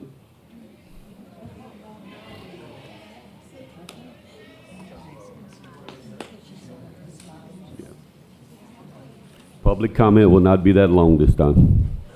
We're going to limit it. My name is Chantal Dugas. I just never heard anybody in here that say they were for moving the program, so I just don't understand why the members would vote to move it, and there's no one here that represented that they wanted to move the program. Thank you. Yes, ma'am. Good evening. My name is Tracy Mouton. I am here as a concerned community member, District 4 constituent, parent of 2 Paulboro Middle School French immersion graduates, and the daughter of a Paulboro High School class of 1967 graduate. I am in support of keeping Paulboro Middle open as the hub for the middle school gifted and French immersion programs. Blending the kids from these programs and the children who are zoned for the school creates for the most diverse middle school population in Lafayette Parish. Additionally, Paulboro Middle School has a rich history that stems from its namesake, Mr. Paulboro, an education activist who fought for a safe space to educate Black students when they were not allowed in other schools. To even consider using this school as a storage facility when facilities are already available is reprehensible and insulting to Mr. Paulboro's legacy, the students, the alumni, the teachers, and the staff. LPSS's vision is to continue to provide excellence in education for all students, yet the impending proposal will force students to have to choose between being in French and Spanish immersion programs or the gifted program where they now have the best of both worlds. Excellence will be taking a back seat to personal agendas. LPSS, in collaboration with stakeholders, is committed to developing productive citizens prepared to compete in a global community. This is the mission statement boldly cited on LPSS's website. What better place is there to learn to compete in a global community than a space as diverse as Paulboro Middle School? 2 of the belief statements of LPSS state, number 1, effective collaboration and communication among all stakeholders are essential to the success of our school system, and 2, diversity enriches our school system. Many stakeholders in the form of parents, alumni, community members, students, and faculty want to collaborate and openly communicate with the school board and superintendent. The communication can start by providing answers to the following questions. 1, what reasons have been expressed to you as to why middle school students in the full-time academic or gifted programs do not want to attend Paulboro? 2, why do you think enrollment in the full-time academic gifted program will increase with having it at Edgar Martin? 3, what is the long-term plan for Paulboro Middle School? To be clear, my position is that I want to ensure that Paulboro Middle School remains in existence where it stands with the French immersion, Spanish immersion, and gifted programs intact to foster a diverse middle school population. But We're not answering these following Robert's questions rules. Thank you. can start to answer these questions. Sir, you've spoken Thank you. already. If you've already spoken, we ask that you not speak again. Probably say the same message. Anybody new that wants to speak, please come up. I'm going to let you go ahead and go, sir. Okay. But Well, my question was going to be, I do have a question. He suggested, and I'm sure the statistics are accurate, that enrollment from elementary into middle school drops off. And the question is, do we have any indication of why? And because that obviously would have a great implication of why would we remove it from Paul Bro into Edgar Martin? And what I'm thinking is, do we believe that the enrollment will increase, and then why? I want to propose to the board to make sure that we are not inadvertently perpetuating inequality somehow by saying that, hey, if we move it to this school on this other side of town, things are going to improve. As we've seen earlier, we had investment, and I get that's a donation, where we are looking to add resources to those schools that are underperforming. From what I understand from the assessments, Paul Bro's a C school, right? So it's trending in the right direction. The question would be, why would we be then removing resources from the school instead of adding resources to it to get it from the C to the A? Instead of saying, well, we're just going to remove all of these programs, which will remove enrollment, and we're going to put it at this other location. So I really am interested to know if we have the answers. What indicators do we have that any of this enrollment issue is going to be corrected by moving these programs? If these kids, are these parents going to charters because they don't want to send their kids to Paul Bro, or going to private because they don't want to send their kids to Paul Bro? And also, as a board, is that the message we want to send? As LPSS, as a parish, as a city, because you don't want to integrate and go to this side of town and go to school in this place, we're going to acquiesce and we're going to send it to another school. So that's what I wanted to bring forward. Thank you. Go ahead, ma'am. Come on up, young lady. I am a former administrator at Paul Bro Middle School. Prior to me getting sick, 3 years, I was principal there. And I had the teachers, the students, the parents, everyone involved really, really liked the school. And to have a program such as the Gifted and Talented program for that many years and always being successful tells you that we were doing things right. And to come here and in a few months, all of a sudden, to just take the program away and give it to another school just doesn't seem right. No matter how you look at it, who you look at it with, it doesn't seem fair. And from this day on, to look at Edgar Martin and start researching the fact that they may get more students because it's there, but to say that they will do any better, I don't think so. So Paul Bro has been excellent. I would speak to the students when I was there. I would stand out in the halls, be on the playgrounds and what have you. And most times I would have more of the gifted and talented students come up and talk to me than any of the other students would, because they wanted to share with me what they got from Paul Bro. And they were happy to be there. And I didn't know of students not reporting to the program because of where the school was located. We never had that problem. We never witnessed that problem. And I just think we're not thinking this through. And it's going to affect it no matter what we do as far as the schools, the charter schools and what have you are concerned. They're going to make choices, but that doesn't mean that they're making the right choices just because they're choosing that school. everyone have a choice. So I think leaving the school as is would be the best thing that could happen. Thank you. Go ahead, ma'am. Those of you in line will be allowed to speak, and then we'll cut off. My name is Sarah Francis. I had a speech typed up, but I'm gonna have to pivot a little bit. So we approved tonight to have a third party come in and evaluate and make some recommendations. And then a very reasonable request was made to wait until that evaluation was done before we made a decision on any of these programs. And yet, y'all did not.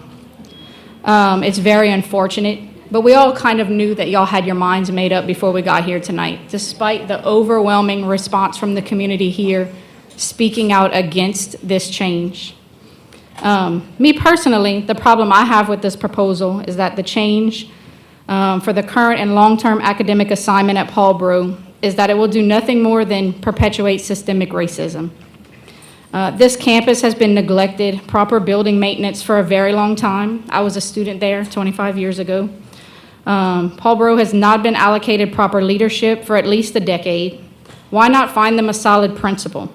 Why are we not proposing to rebuild and revitalize like we're doing with Lafayette High? Why are we spending millions on athletic stadiums when our educational and academic buildings are not all to the standard worth housing the children we're tasked with educating? You rebuilt J. Wallace James on the north side and then made it 100% magnet. David Thibodeau was built on the north side and then it was made 100% magnet. You've recently rebuilt Prairie Elementary because their current building wasn't worthy of students. And then you turned around within a week of the school year opening and decided to use the same unworthy building to house young, struggling, underprivileged students with behavior issues. Where is the equity for all students in these choices? It is missing completely. And I think I'll end with a quote that our former superintendent shared recently on social media. If it looks like a duck and walks like a duck and quacks like a duck, it's probably a duck. This looks, feels, and sounds like segregation. And you all have a choice to vote to prevent a continuation of systemic racism tonight, and I hope you choose wisely. Thank you. Ladies and gentlemen, again, I will ask you speak for or against, not go on a tangent. I let her keep going. You're either for or against. Keep it in line. We're following Robert's rules. Please help me do this right. You're the next one to speak. Come on up, young lady. I'm Natalie Revere. I serve on the PTC for Paulboro Middle. Me and 5 other people. Anyone's welcome to join, but it's mostly gifted and French immersion parents.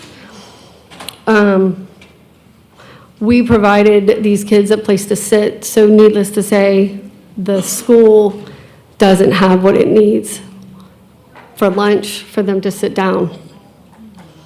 My son is a gifted French immersion, talented art, band member, student athlete, and he is in his 7th grade year.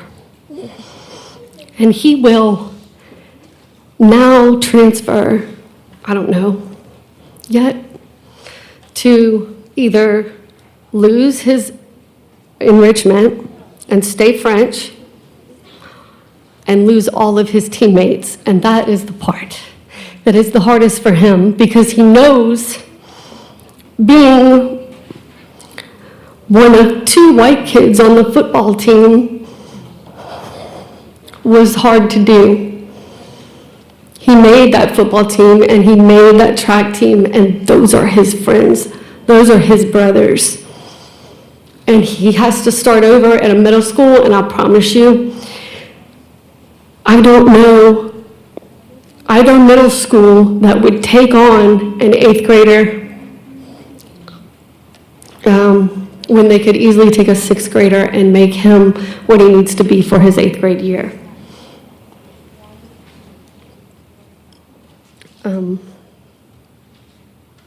Also, with everything that I am involved in, from football parents to track parents to PTC and the parents that show up to volunteer for dances and the French immersion and the gifted parents. I talk to a lot of parents, And along the way, we were told in my son's 6th grade year, going into it, hey, Paul Bro lost their accreditation. Are you sure you still want your son to go? My son made up his mind, so I went with him. And I think it was just last year that we were told if you left French immersion, then you could not come back. Got it. So this year when my son was having a trouble with a schoolmate, I asked if I could leave and let him come back his freshman year, and I was told no, if he leaves French immersion, he cannot come back. But he'll always get his gifted. So, thank you. Thank you, ma'am. Not in favor.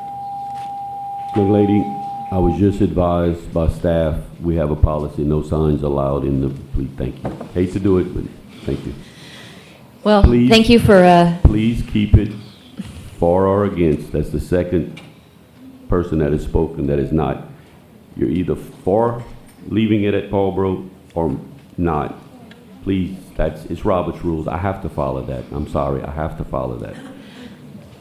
as somebody who has worked for the public school system as an itinerant teacher and worked at all but 2 middle schools in the parish for 12 years, my opinion is not to split the gifted program from Paul Bro, not to approve to move the gifted program. I am against moving the gifted program. Paul Bro is something really good for the parish and our community. Thank you. Come on up, young lady. Ms. Espinoza, you're going to be the last speaker. Thank you. My name is Dirk LeBlanc. I'm against moving or separating the gifted and the French immersion programs at Paul Bro. Ms. Stronghall, I'm so happy earlier that you asked about exit surveys because I have every intention of sharing what an exit survey from Paul Bro looks like. If you want to know what the successes of Paul Bro Middle School looks like, you can look at me, who at 25 years old founded a French multimedia company based right here in Lafayette, Louisiana. You can look at my friend Cole Pham, who is also a Paul Bro alumni and is currently a manager at a music catalog investing firm and a resident of Lafayette, Louisiana. If you want to know what the successes of Paul Bro looks like, you can look at one of my other former Paul Bro classmates, Andrew Markle, who is currently a PhD student and also an employee of Ochsner's Experimental Technologies Wing. That's what Paul Bro looks like. You don't get students like me, you don't get members of the Lafayette community that look like me and my peers and my colleagues without the intersections of the programs and also the cultures that exist at Paul Bro. It's what made us. Anybody that I name dropped in my testimony will single-handedly tell you that Paul Bro had a significant, if not a majority, impact on our understanding of diversity and our understanding of the community that we cherish so much and love and choose to serve. A lot of people this evening have come up and brought up problems, have brought up numbers, have brought up data and statistics and all these other things and the politics and the bureaucracy that's going on. I want to bring up solutions. Talking about the problems that the Lafayette Parish school system faces, we understand that. We didn't elect y'all as officials to represent us and to tackle these problems by yourselves. We elected y'all to represent our wants and needs and to also help us with a collaborative effort to solve the problems at hand. Talking about programs that could strengthen our public school system so that we no longer face the threat of losing our students to charter schools and or private schools. When you look at Vermilion Parish, they have the Lodgepole program, which is funded by the state, that supports the academic and the language programs at those schools and helps boost the academic value that those programs bring.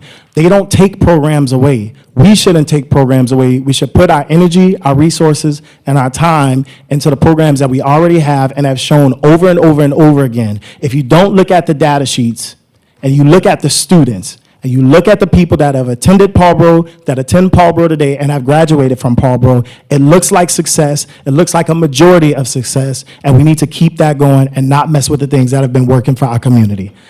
I'm against it, again, for the record, and thank y'all for letting me speak. Thank you. Young lady, Ms. Espinoza, come sit down, please. There's not much more to say. I think he said it all. My name is Erica Fox. I run an African American History Museum in town. I am the legacy of two students. Both my mom and father met at Paul Bro. I would not be here if it was not for Paul Bro. I'd like to go on record that I sent emails and made phone calls to everyone on the board, and only Ms. Trahan and Mr. Hidalgo responded. It is hard to not feel like this is personal or that we're following the dollar after hearing so many profound testimonies by students, parents, people directly impacted. I ask for you all to just please search your conscience, your hearts, and really work for solutions, because I feel like there is a solution and it is not moving the kids and their programming from Paul Bro. We've got benefactors like Mr. Pugh and other organizations that could really give a dose of funding and help and support, and we're here for it, every last one of us. Please let us help you to make a good decision and to keep the kids at Paul Bro. If we can be excited about cows, how much more can we be excited for the kids and the programming at Paul Bro? Thank you. Her name's Erica Fox. Thank you. Go ahead, Ms. I need a point of correction, please. Go ahead. Ms. Fox, I did respond to your email. I'm sorry. Ms. Espinoza? Yes, my name is Kathleen Espinoza. Thank you for the opportunity to speak. I have 4 children who finished at Paul Bro. It was a wonderful experience for us. I urge you to vote no on this issue. And, you know, I think Mr. Touchet opened a window to add to this discussion about the loss of funds from the charter schools. And so I would ask you to stop essentially playing the victim, pull yourself up by your bootstraps, and show us what you're going to do to fight for our resources.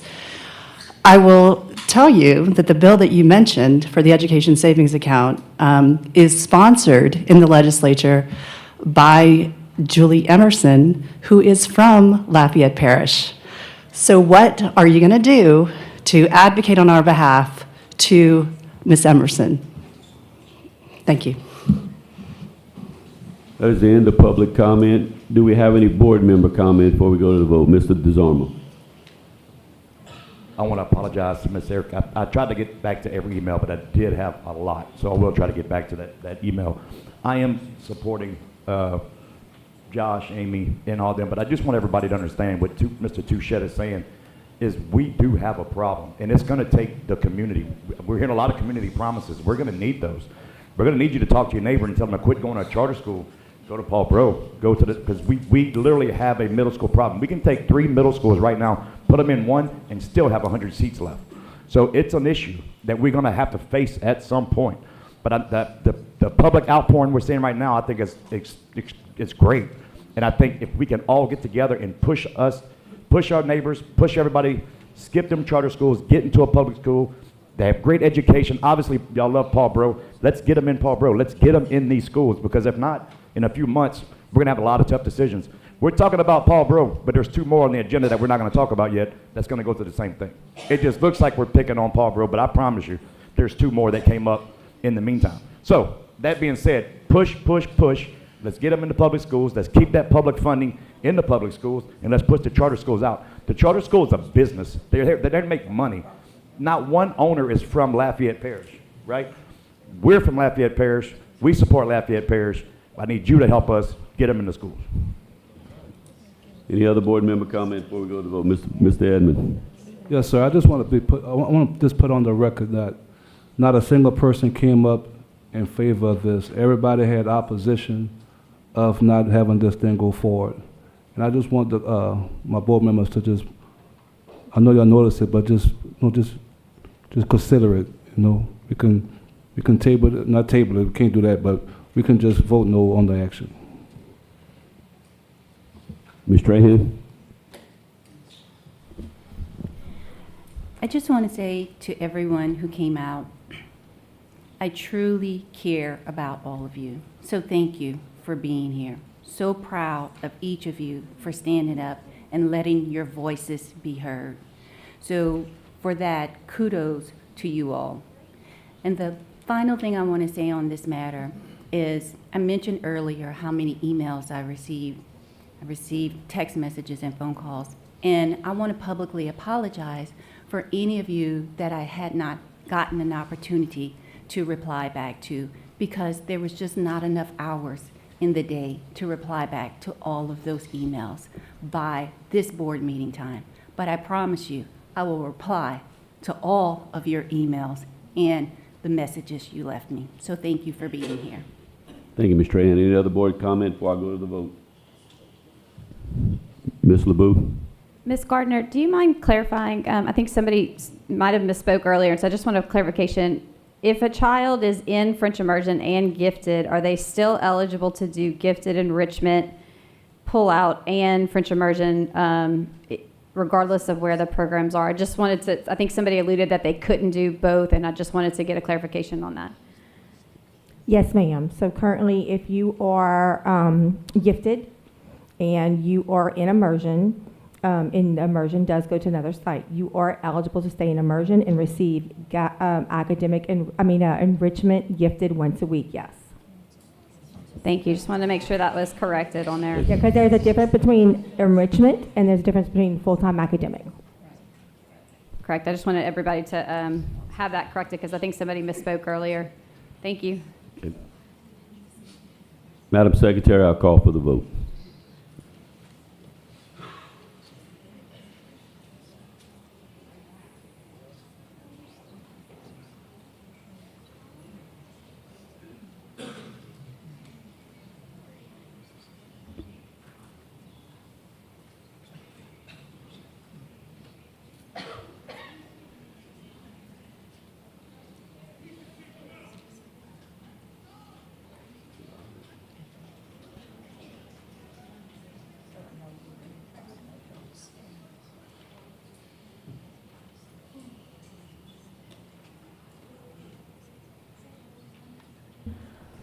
Five for, 4 against. Motion carries. If you don't mind, we're going to call for a 10-minute recess. We've been at it 3.5 hours so that everybody can stretch their legs, maybe take a restroom break. Recess 10 minutes.